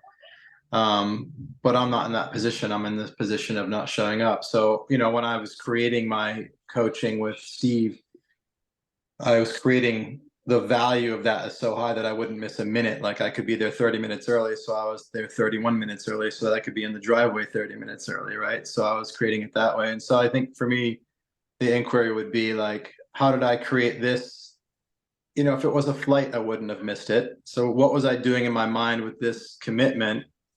You know, it looks like I was committed by talking to my wife, having it in my calendar, having a plan. I'm not going to be at dinner tonight. I'll have dinner after. But like there was still something missing. And so I'm going to reflect on what that is and find that out. And I will let you know, Tanya, what that is, what was missing in my commitment to have this even be possible. Because yeah, of course you get caught up in things, but it's not like we got in a car accident. I was just home, you know, I was just here. So yeah, that's where it's something to look at. I mean, like when I don't know the answer yet, but like the first thing that comes to my mind is this wanting to say yes to the book reading for a long time, and it always being like Sunday mornings, which was just untenable because it's my wife's chance for me to take the kids, and it's like it was like super early in Hawaii time. But then it, like when you guys shifted and had this later time, that was like, oh, I don't usually take calls after 12 noon. I take calls from 6 a.m. to noon, but I can do this. And I guess maybe part of me wasn't fully in with the idea of taking a call at dinner time. I'm just seeing that now. Otherwise, it would have, you know, if I had a flight booked, I always use that as an example. I probably would have skipped dinner and taken the flight. So, yeah, that's why the first thing I felt to say is I'm sorry, because I don't see anything other than a lack of commitment at some level of unconsciousness. Like I'm not saying I was consciously uncommitted, but I have to be honest with the circumstances that arise. So yeah. Well, I appreciate you, and I receive your apology. None needed, but I appreciate it, and whatever that creates in awareness and teaching for you, I believe it was a blessing. You know, Thank you. Yeah. So I guess here's something that I would love to offer to try to make it up to everybody that was in attendance. Is anybody that's here that was looking forward to my reading, I'll just reach out to me. I'll happily put some time on my calendar just to be with you one-to-one and serve you however I can, just as like, yeah, I guess it's weird to say as an apology, but like just to, I want to make sure that I'm expressing my gratitude for everybody's time and being here the best I can, having just caught some of you before you hung up, you know, so. Well, maybe I appreciate your offer, but maybe you don't have to offer anything. Maybe this is the blessing. Yeah. You know, honestly, as a possibility, if there's anything for you there, like there's nothing you have to repay. No, You that's- just even being yeah. here and offering to clean it up, like immediately. I think that was one of the things that was really learned lately is taking thought to action, and like the gap in between thought and action. And immediately in the moment when you recognize that you were supposed to be on the call, you immediately even jumped on the call. You didn't Yeah. shy away from it. We're leaving from the call. No. You didn't shy away. You're still here. You're talking it through, like you're here, you're honest, you're clear. Like, to me, that's ballsy. That is like clear communication, clean it up here and now, done. Like I that's the way I like to be. I like to be truthful, honest, clean, and from my heart. I feel that. Yeah. Well, thank you. I mean, that's kind of how I roll. To me, it's like, that's the most important thing, you know, who I'm being in the moment is the most important thing. But yeah, obviously got some still self-judgment hanging around. I can hear it, but I'll clean that up too. I'll clean That's that up. okay. Well, this is the afterglow. Do you have a few minutes? Can you hang tight with us? I'm not going to bed. I'll stay here as long as anybody wants to. You got me till 2 in the morning. Okay. Well, if You everyone's can read okay, it again if you want. Yeah. if everyone's okay, I don't want to turn the recording off. If We you're will. okay with that, because Let's do it. I don't have it on live, but I would just love to have it on recording for our own, if that's okay with you, JP. Please, yeah, please And if do. that's okay with everyone else. If everyone's Record and okay, share. thumbs up. If you're not okay, you can turn your camera off or just let me know. But thank you, thank you, thank you. So Oh, I'm gonna it's call fine. him Mr. Damien, Mr. Atari guy over here. I said Atari. Okay, so hi, Patrick. I'm laughing because it's like, I read the story of Steve. He went outside and the client showed up and he's like, "What are you doing here?" He said, "What do you mean? I got an appointment." He said, "No, you don't." "Yes, I do." "No, you don't." He went inside and he's like, "Oh my God, you're so right." He went and got the right flag and he switched it. And he's like, "Okay, let's coach." And she's like, "Doesn't that bother you?" He says, "Yeah, but that's done. So now let's go ahead. I'm allowed to forgive myself. Before I wouldn't be able to do that." So it's funny seeing it live now. You know what I mean? So my question is, and I think Tanya asked it also. So the cost of coaching, this is that I would like to hear from you. So the cost of coaching is both sides of the fence, meaning you've been to a lot of people I know your story. You've been to a lot of top people in the world and you're very a deep digger to grow. So you saw the cost of coaching of High Value at Hardison. Okay. Now you're done. How do you see, like, okay, I'm going to charge this because I see my value is this, that I can change people's lives. Like, like me, it's like, have I done some coaching, change people's lives? Yes. And someone said to me, "Damien, you wrestle with charging because you find it effortless. Like, I see where people can go. I don't see where they're stuck."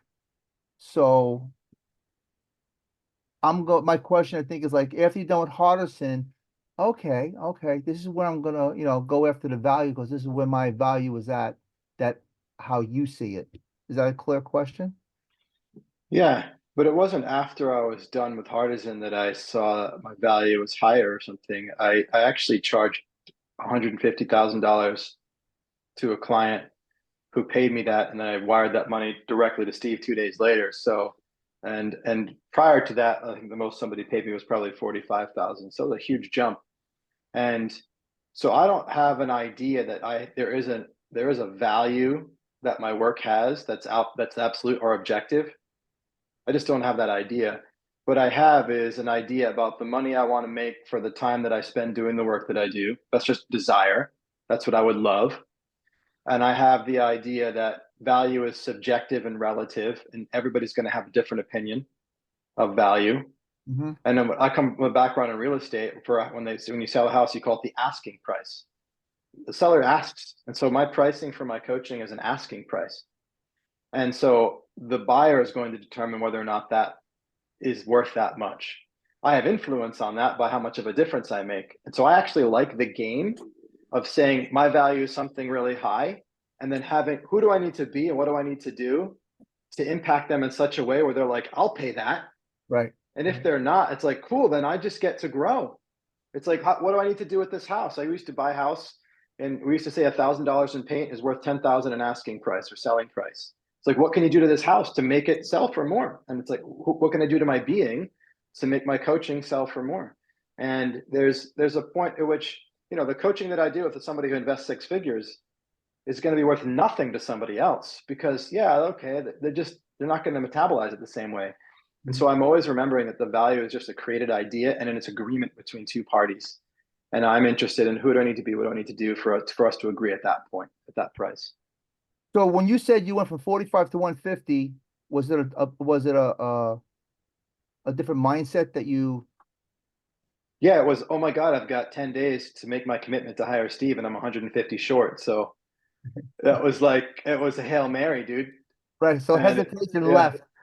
Yeah, it was like, I'm either going to not be my word with Steve or I'm going to create some crazy outcome. And that's what happened. And I'm going to guess once you go there, you can't go back. I call it the ceiling becomes a floor. It's like scaffolding when you build up the building, Okay. It's the new floor. I mean, it's not like every client is paying that, but it's in you, it's in your body. Right. Your ceiling and your floor went up. Yeah, big time. Right. Got it. Yeah. Thank you. Appreciate that. Yeah, you're welcome. That's very nice. Awesome question.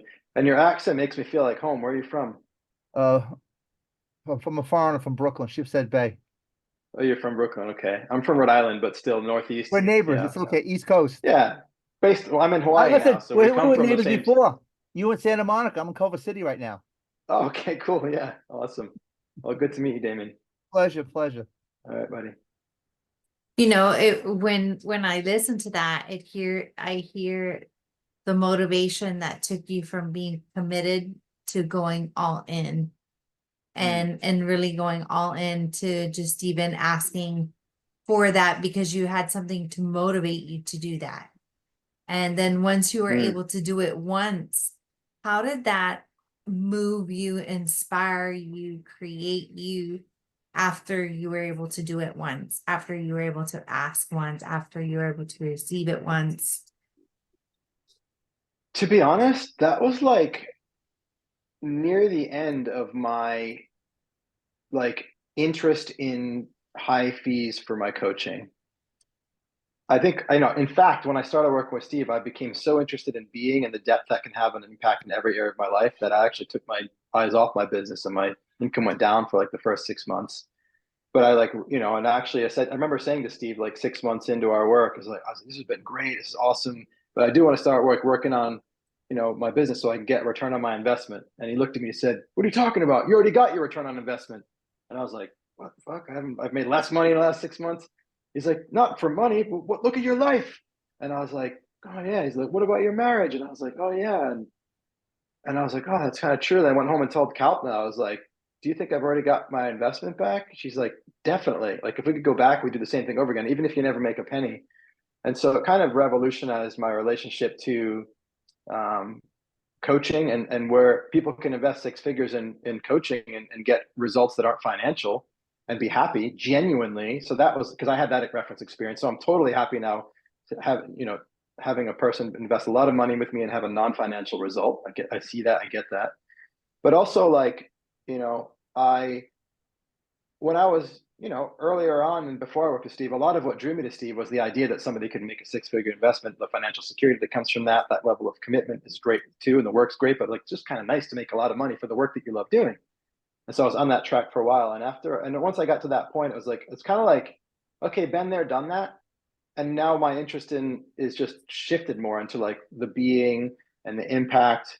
And also like how much I get paid for my time. Cause now I've got 2 kids and, so it's not so much about what's the big fee, but what does it kind of equate to in an hourly rate? Because there's only so many hours in a day that I can work and I want to make as much money as I can, working the amount of hours that I've got. So I just started thinking about it differently. And so my fees now are 36,000 or 65,000.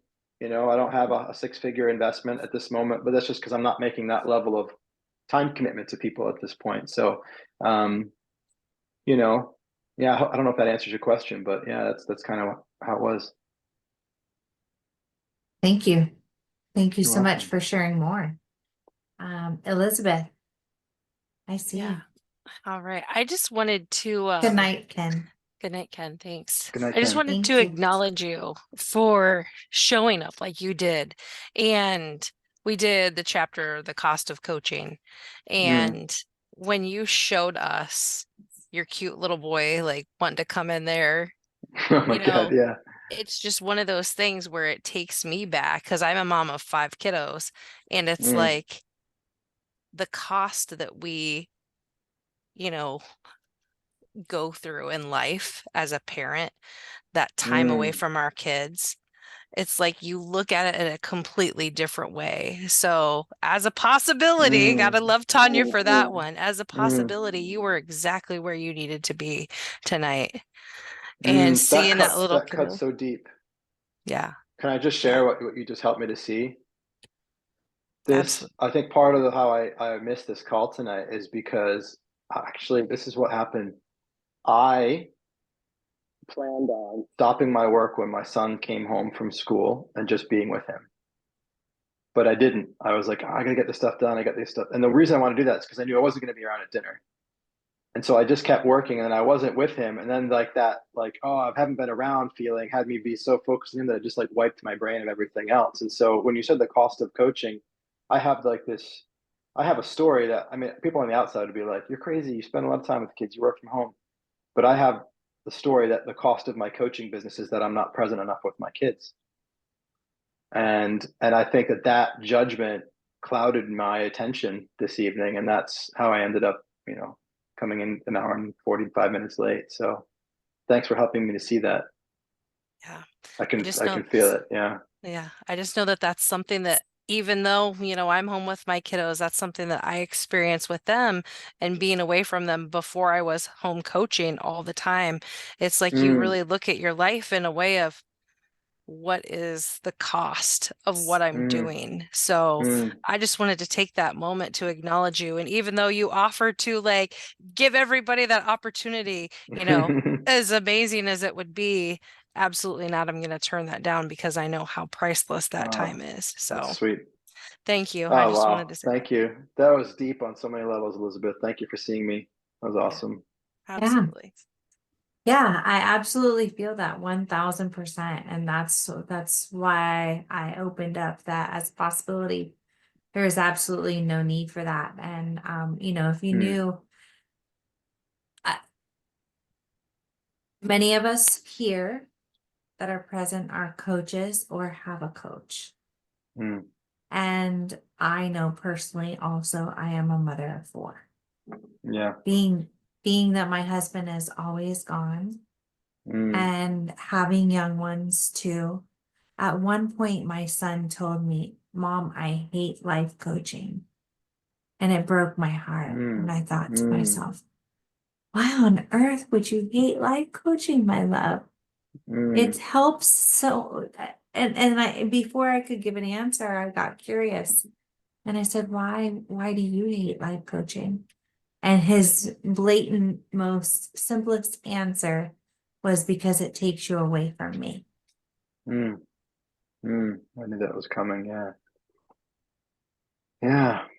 And so for me, it was, well, buddy, what would it look like for you to have a different story?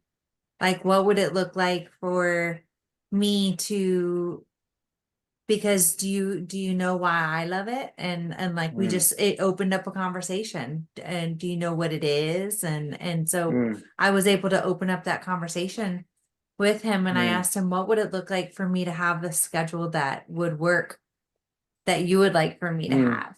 And when he told me, and I was like, oh gosh, that's really hard. I don't know if I could do that. But I can like really, really try. And so like it's been something where I've been able to communicate better, or I'm learning to myself keep my word, that when I say 5 more minutes or when I say 20 more minutes, or because I have a tendency to get like, if I say I'm not like media oriented or like tech oriented, but when I get into something, then I get like this kind of hyper focused. And then when I get hyper focused, I get like in this time warp. And if I get in that time warp, my 25 minutes can often go into a little bit longer of a span. And so then oftentimes I found myself not in being my word. And so the opportunity to learn what being is in being my word to my children, being my word to myself, being my word to my husband, being my word all around. But most importantly, I think for me personally, when it comes to the cost of coaching, like I haven't seen my value. Like I really haven't seen my value. I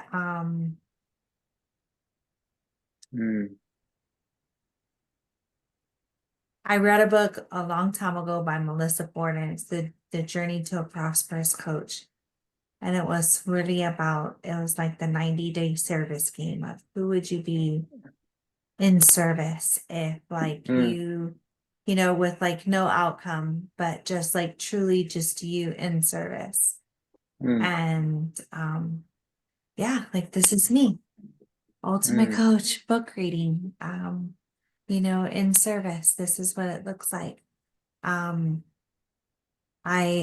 more plus more, but I recognize like, where am I lacking commitment? Then where I'm not seeing my value and stepping into creating more.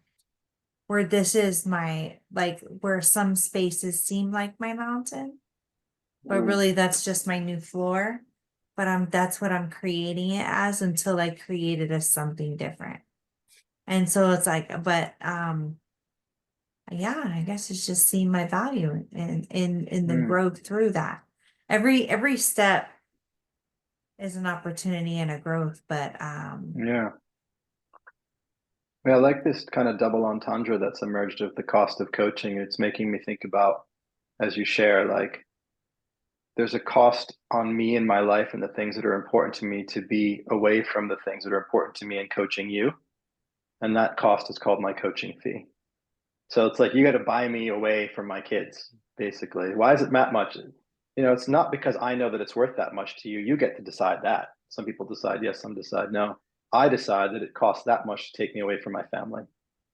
And it's just a different way of thinking about it. I always find the idea that I'm worth this much money to be like a trap, because really, I mean, who says? I mean, I could get behind any fee and build up my sense of it, but ultimately I'm always going to know that there's still a relativeness to that. And to some homeless person on the street that doesn't have 100 grand, it's like, well, it's worth that much, so I'm not going to help you because it's worth that much. You know, it's like, I think for me, the real freedom and power is in staying connected to the relativeness of it, and seeing the fee not as an indicator of something absolute, but as an expression of a commitment to something, and inviting people to join me in that commitment. I will, you know, when somebody makes an investment in my coaching, I'm committed to providing that value. And that might look different for every client. With some clients, it might take more of me. That's okay. That's because that's, you know, that's the commitment. So, yeah. And if that's useful, instead of, I think I just find it to be a dangerous frame for me, at least, and some of the clients that I work with, to be like, to try to find a way to believe that you're worth a certain amount of money, because our value is infinite. It's not, you can't put a dollar or price on it monetarily. You know what I mean? Yeah. oh, I love that it finalized in that commitment piece, because that's exactly what I was feeling was the answer, or the missing link there. So thank you. Thank you so much. Anyone else like to ask a question to JP? Want to respond in reference to this chapter? Miss Andrea, would you like to share? Yeah, I would. Aloha, JP. Aloha. Thanks for being here. Love you. And actually, your not coming gave me a valuable lesson, because yeah, I realized I was judging. Someone no-showed today, and I was judging them. I was like, that was going on in my mind. And then you didn't come. I was a little bit concerned, and I was judging you. And then I thought about Clayt also, not following through on his thing at Mumbai. So I was judging everybody, and I was like, fuck, you know, where am I? And then I listened to Ankush this morning, talking about raising the consciousness of the planet, by doing the work on yourself. Where am I judging myself? So it's not about anything to do with you. It's just that I was getting, that was all coming from me. I was letting the judgment get in the way of hearing of everything, of where am I judging myself. And so it was all about like forgiving all that, and not taking it personally. And because I thought, it's a personal thing, you know, I'm not enough. They weren't committed, so they don't value me. And so it's like, you know, I saw that. And then in my document, it's like, no one no one deserves my judgment, and everyone deserves my love.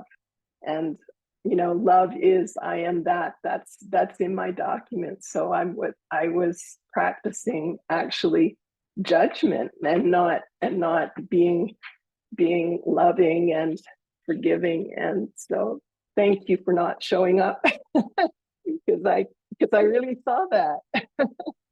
You're welcome. I can't say you can count on that happening again, but like, you're welcome. I'm glad there was some serendipity in it for you. Way to create. Yeah.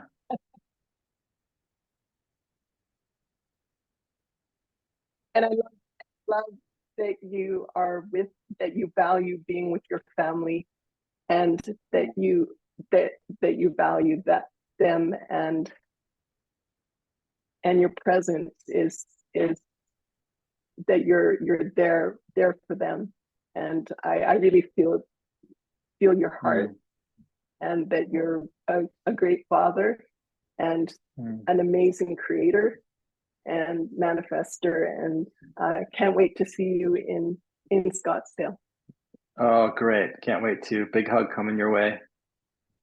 Thank you. Thank you. And a great partner, being with your partner and having conversation and being with your children. And like, if there was no other better place for you to be, JP. And I'm just going to practice receiving this because it's, yes. Thank you. All the difficultiness of it, please work through it and receive it, because it truly is coming from a grateful heart. And the lesson, even from all of us, and again, having children and making mistakes or missing something and feeling the heaviness of it ourselves, and just learning how the quicker we even show up, clean it up, be with it, sit with it, grow from it, like that's all a lesson. This is all exact as it was supposed to be. There is no doubt in my mind. There is no doubt in my mind. Yeah. I think you're right. And I guess I look forward to like discovering how that's true more and more over the days to come. It always happens when something like this occurs. So, but this has been insightful. Thank you for serving me, everybody. Yeah. What a blessing. What a miracle. Yeah. What a blessing and what a miracle. I'd love to ask Shauna. Shauna, is there anything that you would like to ask JP? Well, I just wanted to share that I actually felt that this was a blessing that he shows up for the afterglow. So I thought it was like, this is the cherry, like we get everything. So I felt like privileged and special that he shows up after. Wow. But I just, thank you so much. I've attended some of your courses, and that was amazing contribution and gift that you provide. And this really makes me think about working and spending so much time at work from fear, because I was so afraid, and I missed all the time that I needed to or could have been with my son. So it's like, when they're little, and but I totally see it. Where am I operating from fear, where I don't have a voice, and I'm just ass kissing, like, please, like, okay, what can I do so I'm not stepping in my power and leadership? And again, like, I want to play small, because if I play big, can I keep up that? What if I can't get all the answers? What if so, I think I have minimized myself, and actually I'm grateful for this group that I finally am speaking, and I'm being more and participating more and being more alive. So thank you all. And thank you, JP. I, follow you, and I watch you, and I sign up for your Monday class, but I cannot make it because I'm at work. So I'm like, there's no replay. I want this to be at some other days where people can participate more and learn more from. Cool. I've got talks I'm doing once a month, and those have replays too. You can come to those on Tuesdays. Okay. Well, thank you so much. I mean, you always bring so much to all of us. Yeah, thanks for being here. Thanks for sharing.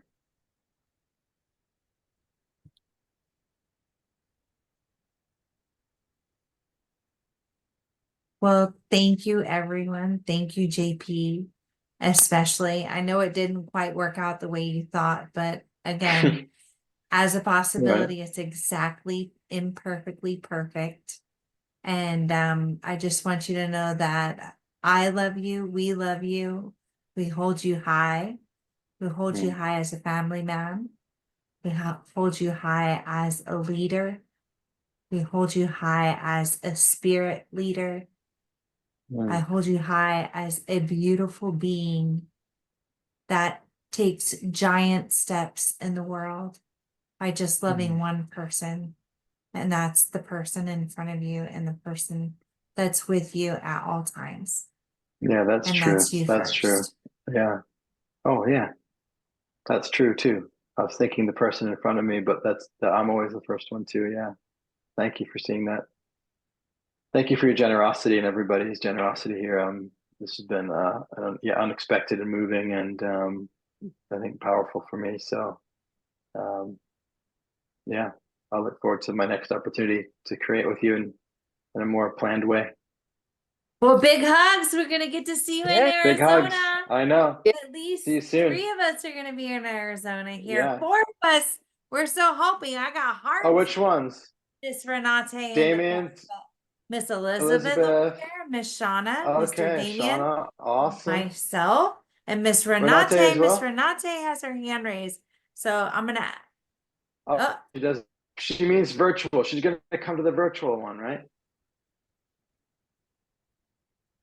Are you coming to the virtual one? I have no idea. She's still working on it.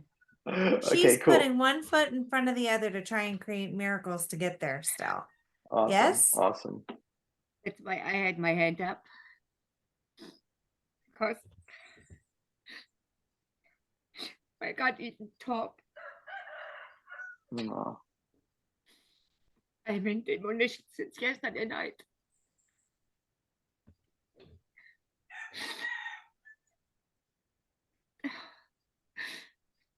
I'm coming from the other angle.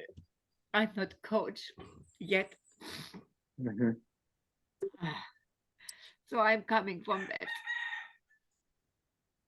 You know, investing in myself and putting a lot of money in coaching, what I actually do. 3 months ago, I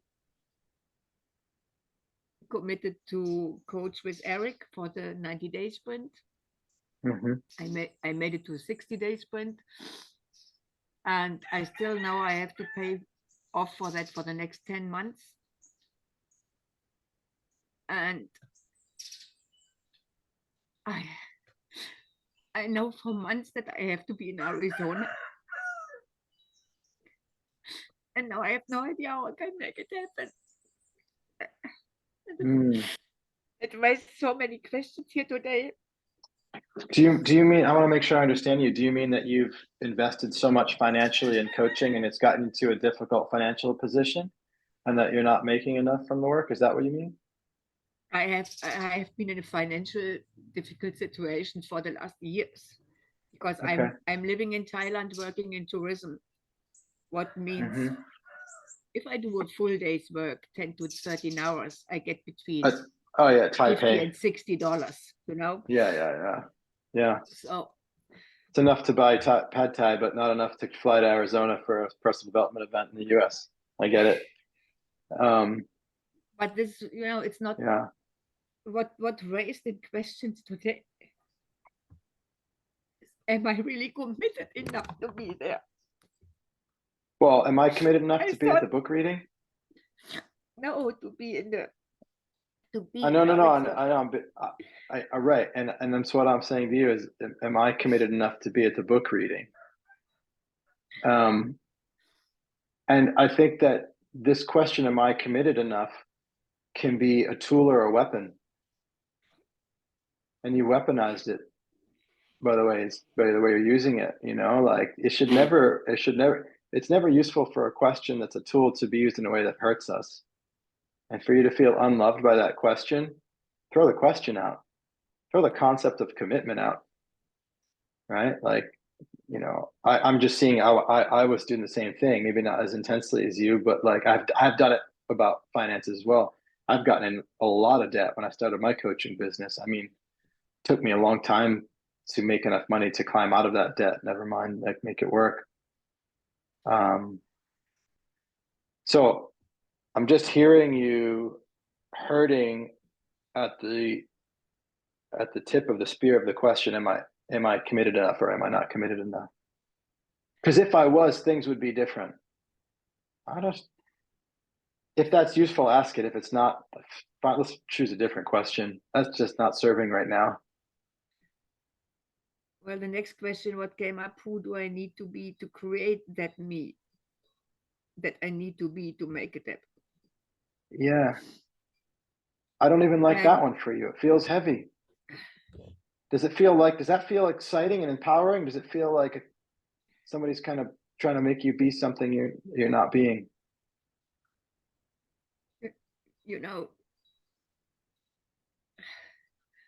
It's so weird. I got so many signs, especially in the last week, that messages from the universe that I'm on the right track here. Yeah. And then the last 2-3 days, I still can't make it happen, Yeah. I love that question. Who do I need to be? And right now I don't like it because, and this is my point, is like sometimes questions are empowering and sometimes they're disempowering. They feel like heavy judgment. I don't know your experience when you ask that question, but when I experience it being with you and that question's asked, it feels like it adds weight, not liberates. I've never asked this question before, but the one that's coming to mind is something like, who am I already that's enough to have me be there?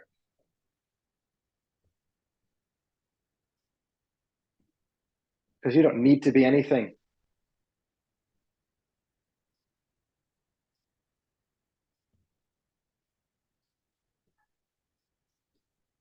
You don't need to be more committed. You don't need to be like more powerful, more brave. There's probably somebody that you already are.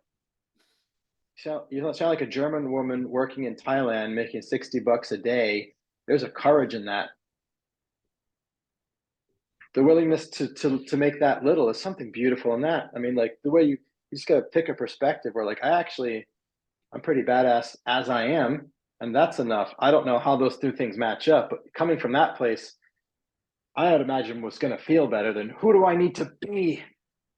Well, that's always the question there in the book on the first pages and on the last page. Yeah. Who do I need to be? Right.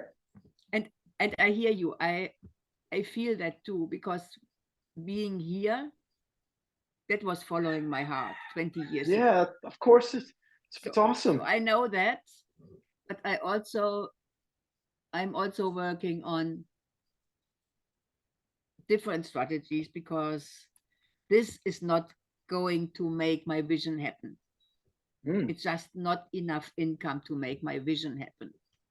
Yeah, no. And right now, the vision has to do with my heart opening, with my transformation that happened over the last year, being in this group.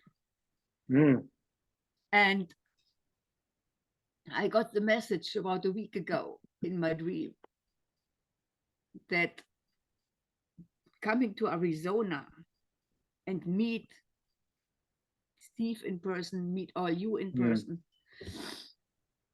and that I am taking my physical hearts I'm collecting for the last 4 years and bring a heart for each of you to Arizona. I mean, I'm talking hearts like this. Yeah, I figured it was something physical. That's cool. I'm collecting these hearts as signs You see of them the and find them. universe. Yeah. I find them everywhere for the last 4 years. And for the last week, on every tour I did when I got out there, I found increasing amounts. So the first, I found about 29 on one day, plus about 10 pictures I could not take. And the next day I found, I don't know, 35. and the last one I even didn't count yet. It's probably 50 or 60 in this bag. Yeah.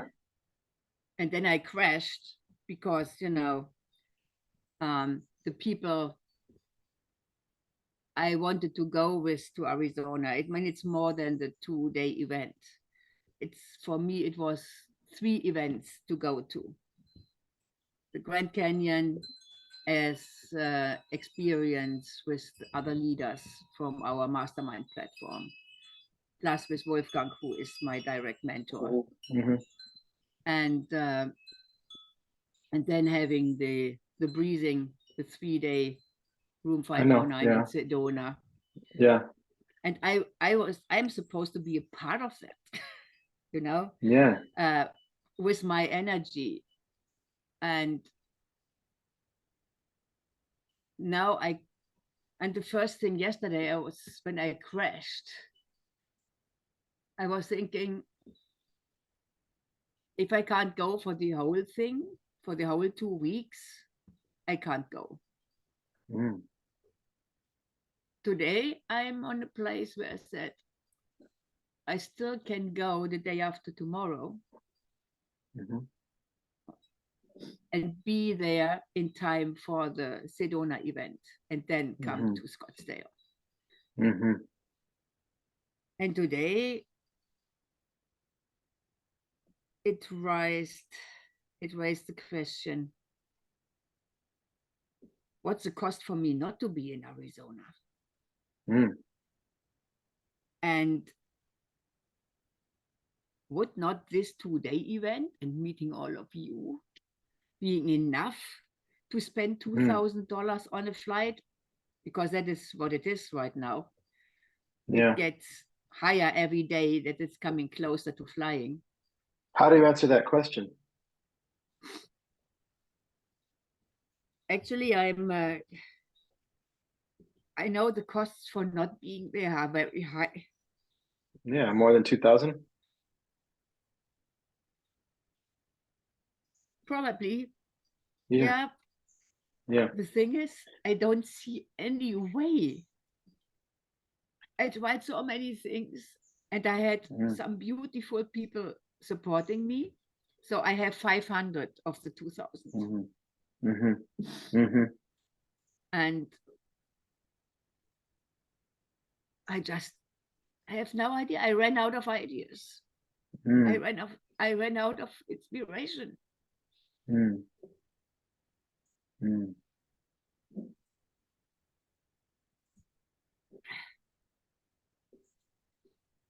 You've run out of inspiration, but it sounds like you have, when you say you crashed, it was like you stopped believing in that you could just go on a tour and find a heart on the road. You know? No. When I crashed yesterday, it was like that it's not happening. This Arizona is not happening for me. Right. That's what I mean. That's like, I'm not going to find any more hearts as a metaphor. No, that is where the gap is. There's like this gap.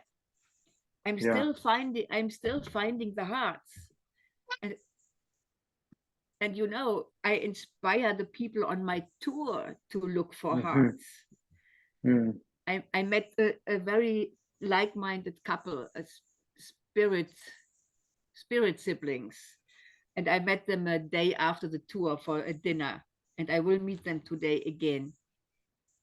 And they brought a heart for me, and I had a heart for them in mine too. Mm-hmm. So I know I inspire people with that. People keep sending me messages with pictures of hearts. They find in their kitchen, they find everywhere. And have you asked people to pay for your trip? Well, I'm working as an employee. It's not my own tours organized. No, I don't mean people on the tour. I just mean in general. Have you asked people to pay for your trip?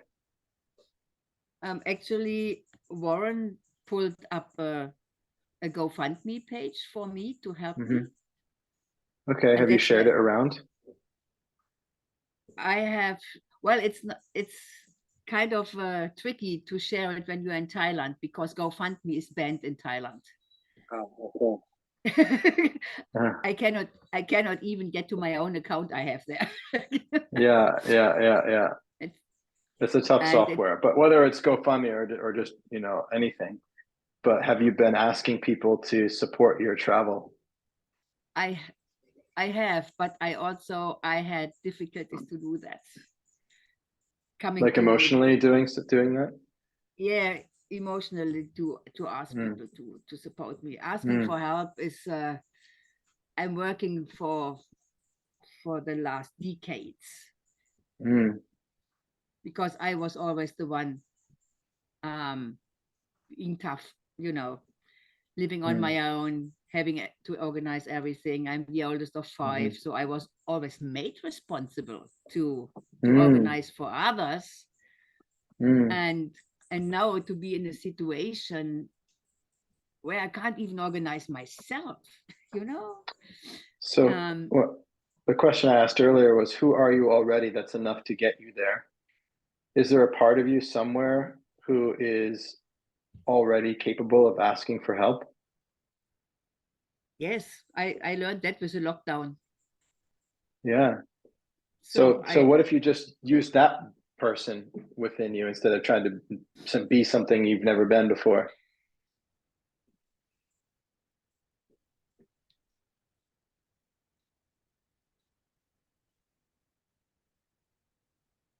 That sounds great. But I'm still, you know. You need 15 people to give you $100.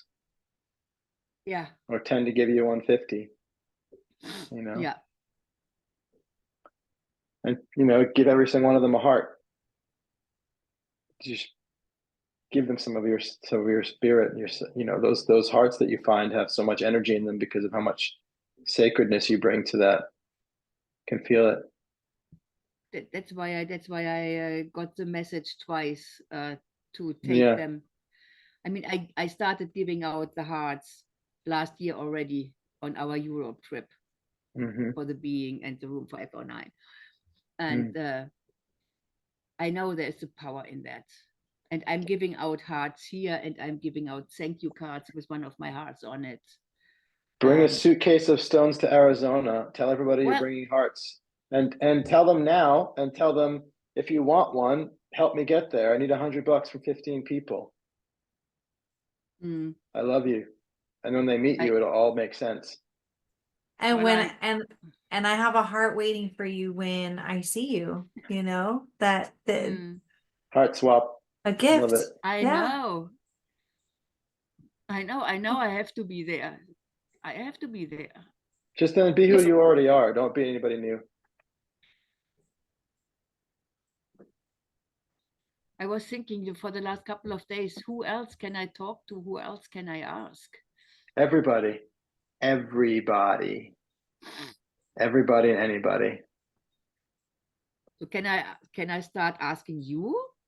You can ask everybody. Go ahead, ask everybody.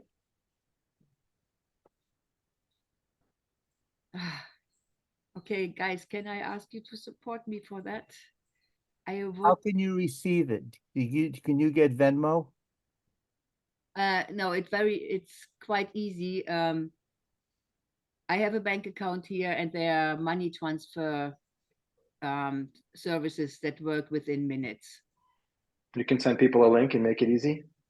Yes, I can send the people a link by a website that compare all these services for certain countries. So if you can put in, I want to send it from the US to Thailand, and it will give you the best opportunities which you can use. And right now, for a lot of it, it's Western Union to a bank account, not to pick up cash, because I don't know where to get this here. And it works within minutes, and Wise is working in minutes, at least from Europe, we experience that.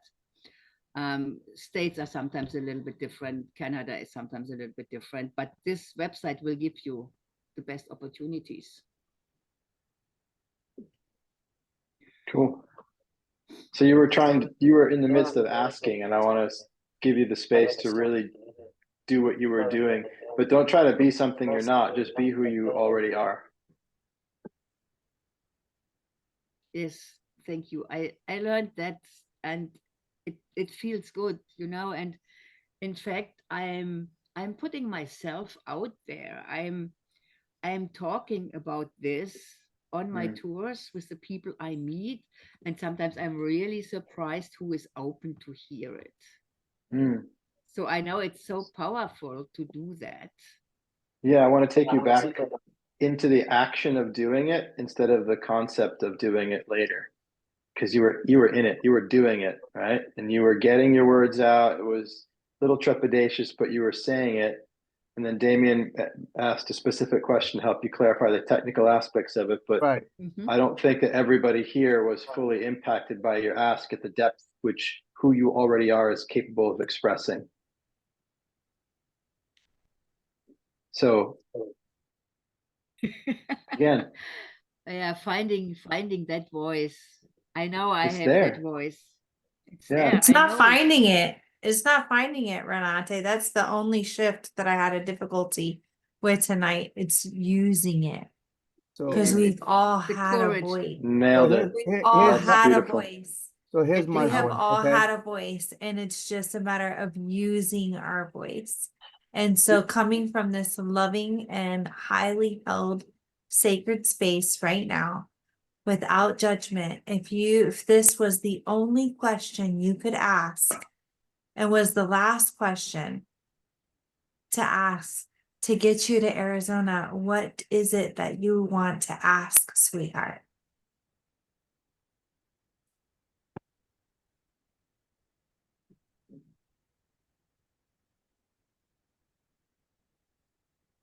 I have like brain fog in the moment for clear words.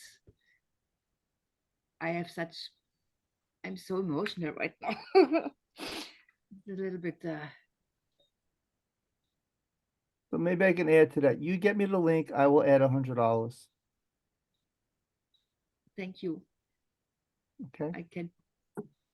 Yes, maybe How I does can. it feel to ask now that you've had somebody say they're going to give you $100? How available Is it are the easier to words now? ask me now? Is it easier to ask? Can you ask me what you want to ask? Tanya, you are such a sweetheart.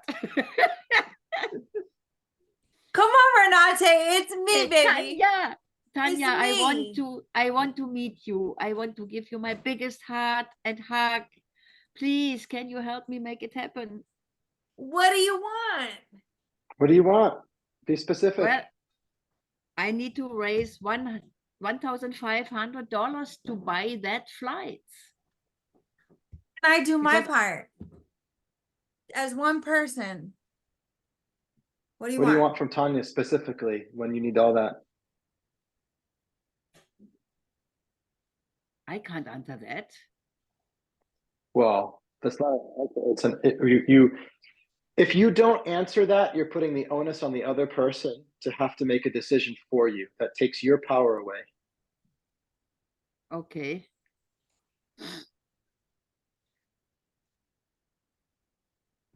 Oh, that is probably the obstacle that is there. Don't give your power away.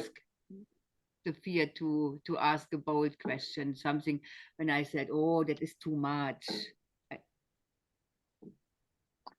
An unspecific asks makes the other person have to figure out what you want and take the leadership. And that's onerous. It's like, excuse me, could you take my trash out, Tanya? It's like, just, what do you want? What do you want specifically? Because I can't help you unless you tell me. Otherwise, I have to play this guessing game, and it doesn't feel good. If you be clear with me, I can say yes, I can say no, I can renegotiate. If you're not clear, it's just heavy.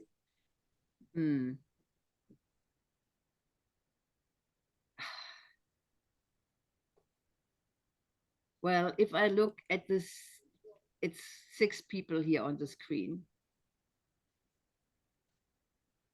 Being really bold, I would say, can each of you give me $200? This raises 1,000. then I can go back to Eric Law Firm. He said, if as soon as I have 1,000, he is contributing another 100. And Steve, I had a quick call with Steve. He said, I will give you the last 200 to kick you over that edge that you can make it happen. But you have to do all the rest. So there is 300 if I get to there. Yeah. So basically I need to raise 1,700. 500 I have already. Yeah. So you need And another 1,200. I can come up with another 200 probably. So yes, I have. Wait, so you need 1,200 more. So if you come up with, so you need to raise 1,000 and you've got 200 stashed away somewhere in your sock drawer. Oh, I don't. It's like a million baht or something. Yeah. Okay. Yeah. So Damien's already offered you 100, so you need 900 more.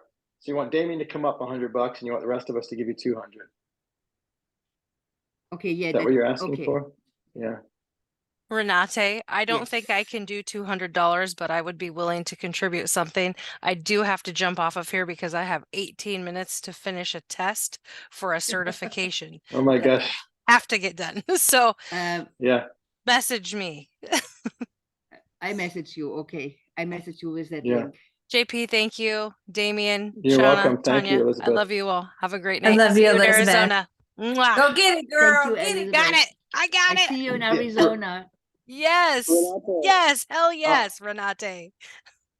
I'm yes to $100 because I think there's more value in you practicing this asking with more people than there is me giving you the 200. So I want to meet you halfway. Okay. Everybody else, whatever you're up for, but send me the link. Damien's got something to say. Okay. You know what? I just caught my struggle that's similar with her. Okay. It's like I got 6 people. If I divide it up, I get this. This is just to rephrase it as a different question. I'm not computer savvy. Okay. If the question goes out to the group, meaning the ultimate Facebook group, okay, I need to well, okay, but anyway, say you ask the question different here, okay. I need $1,500. Whatever you can give is appreciated. Is that a better way to phrase it, JP? Because I felt the angst myself. If I had to ask for a specific amount, I would say, listen, Yeah. whatever you can help is appreciated. Does that make it a little more? It makes it easier, but I think it makes it less powerful and less effective because it's not owning the power of the specificity of the desire. Oh, so okay. So what you're saying is I would appreciate $200 for each person, so the person has the power to say, okay, I can do 100, not 200, right? You're saying, right? Okay, that's more of a powerful asking. Thank you. Okay, I wasn't. For me, it is. It's personal, but for me, it is. Yeah. But that's helpful. That's good. Cool. Yeah, that helps. Cool. That helps me. Awesome. I hope it helps. Awesome. Renee. Okay. It will. I mean, look, Eric said he'd match 100 to whatever 1,000 you got. Steve said he'd give you the last 200. I'm saying I'm not going to give you 200, but I'll give you 100. All 3 of us are saying this because we don't want to give you everything you're asking for because we want you to keep practicing asking. That matters more to us than you getting to Arizona. Get that. Right. Okay. Send some links out tonight and keep asking. And don't fall for these rules like, oh, I can't ask in the Ultimate Coach Facebook group. That's against the rules. Fucking hell, man. Rules are like, find a way around that shit. I have a client that paid me $8,000 that asked for some help in Ultimate Coach Facebook group, broke the rules, got the money, and joined my coaching program.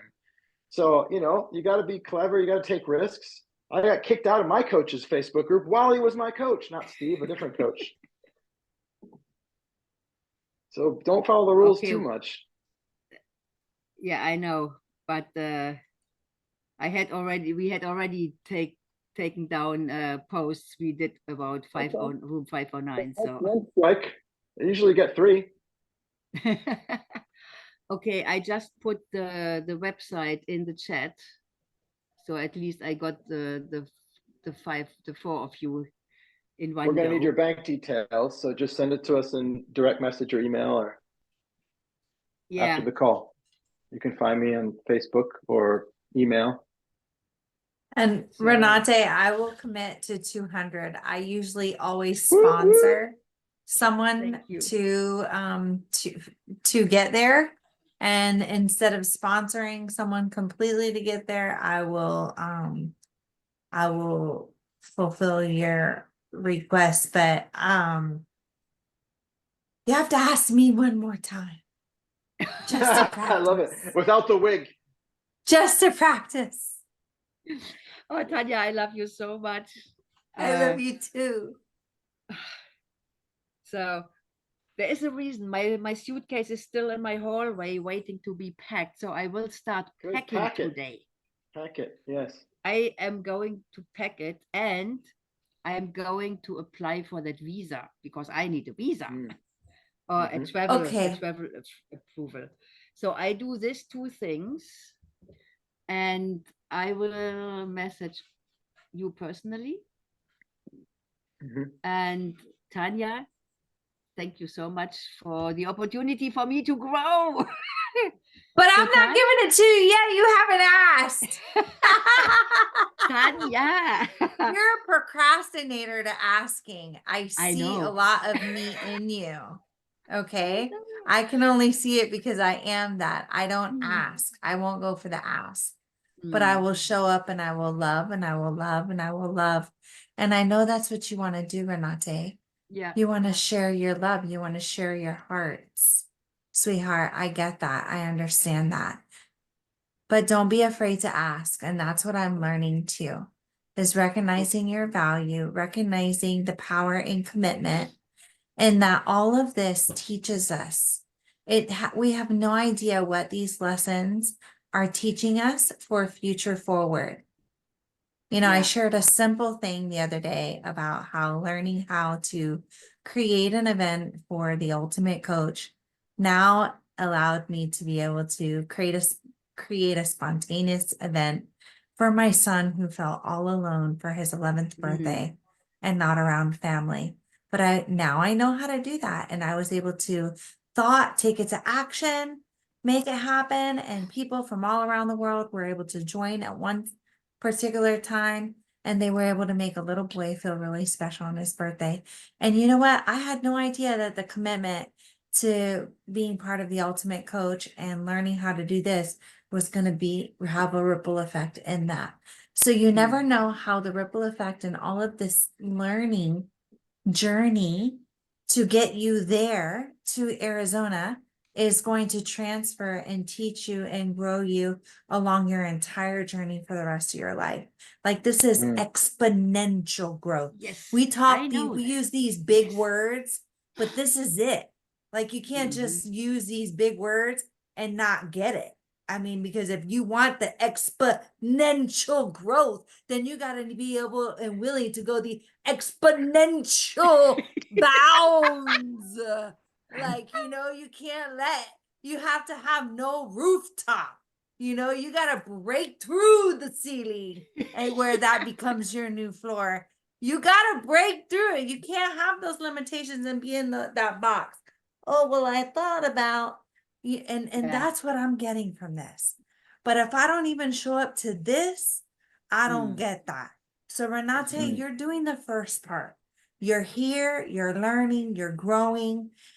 And there was something in there that JP said to you, and I kind of want to bring it back because he said I'm not sure if I'm going to get it exactly right, but it was in the context that if Arizona came and you weren't there, he said that it was like as if you were never going to find a heart again.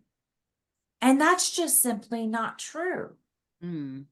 Because you're going to find another heart. You're going to keep impacting hearts. And you're going to continue to create. But everything along this journey, every bit of this creation of why, and when your why is bigger than your excuse, you make it happen. And when you make this happen, This is going to teach you and be like the seed of you realizing how much you can make happen. But there takes a willingness. There takes a shouting from the mountaintop, a willingness to do that, a willingness. Got to stand up proudly. Today, I see some behind you. Go find a spot to where you're standing and you see your shadow and you look like a giant, and take your picture. Take your picture Okay. as that giant and look at the giant and look at you. Look at you as the giant. I did that before, taking pictures like that, seeing Do me it as a again. giant in the shadow. Do it Okay. again. We Do go it to the again. beach. Yes, I will go to the beach and do that. I'm only 5 foot. I'm tiny. But you know what? When I stand in my shadow and I look like a giant, I feel like a giant. I am a giant. I recognize who I am. And you just can kind of take ownership, and it's only just from a different angle. What lens are you looking out of? What lens do you have on? Do you just need to put on a different shade of glasses? I'll let you borrow mine. I'm a nice sharer. I'm a nice sharer. So send that to us, Renate. Continue reaching out. We had mentioned on the other call 29 hearts. You saw 29 hearts. I don't know about you, honey, but I see numbers. Numbers mean something me to too. me. And as a matter of fact, tonight, JP, you have no idea what a blessing you are, honestly. Like tonight's just been such a blessing. I got know lucky. you're like fathomed by it. I can feel I you. I know. can feel you on that end too. I You totally don't get can. it intellectually, but it's weird being on this end of it. Yeah, I'd be saying the same if I were you, but yeah, you know how it is. Well, this particular chapter are my angel numbers. 317. Oh, sweet. Yeah. So all this happened for a reason. I just know. In the chat, I put all my best videos and articles about asking. So Yes, I make sure you saved the copy chat and paste already. that. Okay, good. Yeah. Nice. Nice. I saved that. Yes, and I will Awesome. be on that. Yeah. Great. And getting up this morning. I set my alarm because I knew I had to be here. I had no idea what I'm contributing. I had no idea if I will say anything at all. I didn't feel like saying anything at all. It even didn't feel like I didn't want to come on camera. But I also know this group always gives me more energy when I'm here, no matter in what mess I'm coming here. Because I know it's a safe and sacred space where I can allow that to come out. Because when I'm here by myself, I felt the demolition yesterday night, but I was not able to cry. The moment I opened my mouth here and I opened my mic, I started crying. So thank you for that. It's a resurrection. Yes. It's a rising. It's a shedding of a layer. It's surrendering. It's a surrendering. And in fact, I'm doing affirmations in the morning, first thing. And a video came up from another guy who is channeling. And his channeling for today is let it go. Learn how to let go. So this is also something I will listen. I will be busy listening to these videos, and I will be very busy in reaching out to other people so I can make it happen. Being on a flight on the 21st in the morning. So I'm in Phoenix on the 20th in the evening.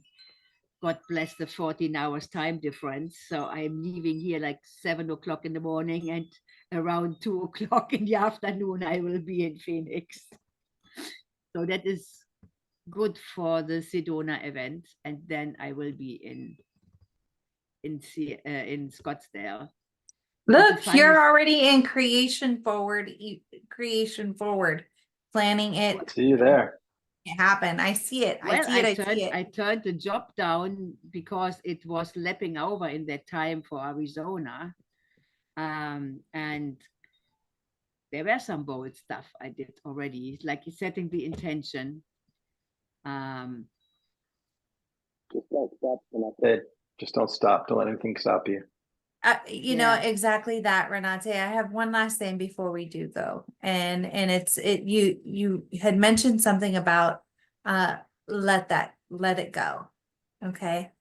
And again, I'm just gonna truly I'm trusting in intuition and just the way that things fall into alignment. So Alex DeMoss is very much a reason and a link for me being at the Arizona event 2 years ago. Okay. And Alex DeMoss also has a rock that he holds all the time, and it has LTSG on it. And it is let that shit go. And that is from a conversation that him and I had about 5 years ago, when him and I were growing in our coaching together. And that concept came up because it was so prevalent, and it was something that I was really, really having to do on a regular basis in my life because I was really going through some shit. And I had to really learn how to let shit go. And so on this journey, as you were getting to Arizona, as you are still creating, anytime any thought comes up that is not serving you in your creation of making it happen, 1, 2, 3 on the snap of that, on that finger, on the third snap, or on the third second, snap that finger and recreate possibility. Recreate back into possibility. Let that shit go of that negative thought that's not serving you, that's not creating action happening. If something negative, 1, 2, 3. 1, 2, just come on. That you just snap your fingers. If you're not snapping your fingers, no one else is gonna snap your fingers to get shit done. You got it. 1, 2, 3. Make it happen. I have another Positive one thoughts. that I practiced for a while, and I will put a rubber band around my wrist again for today and tomorrow. Where when negative stuff comes up, like the ants, you know, the automatic negative thoughts, they're always crawling in everywhere. And then you snap the rubber ring and say, cancel, clear, cancel, clear. That is not me. Whatever works. Whatever works for both is good. you. Let that shit go. I love That it. whatever works for you. I had to be the LTSG queen for a while. Look at that cute little baby. I see you, Snoogums. Oh, how precious. Lovely. Hi, aren't you just precious? Oh my word. This is Rumi. Hi. This is Steve Hardison's godson. Hi. What's your name? He Is can't it- hear did you you. say He's got my Rumi? AirPods in. It's Rumi, yeah.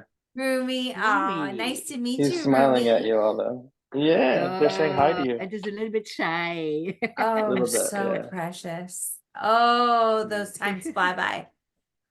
Well, I just want to thank you for taking the time being here with us, JP, tonight. Yes. Extended version.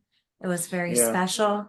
I look forward loved to it. seeing and hugging and being in your space and in Yes. everyone's space in Arizona. Super excited. And as a possibility, everything happens exactly the way it's supposed to I'm buying it. happen.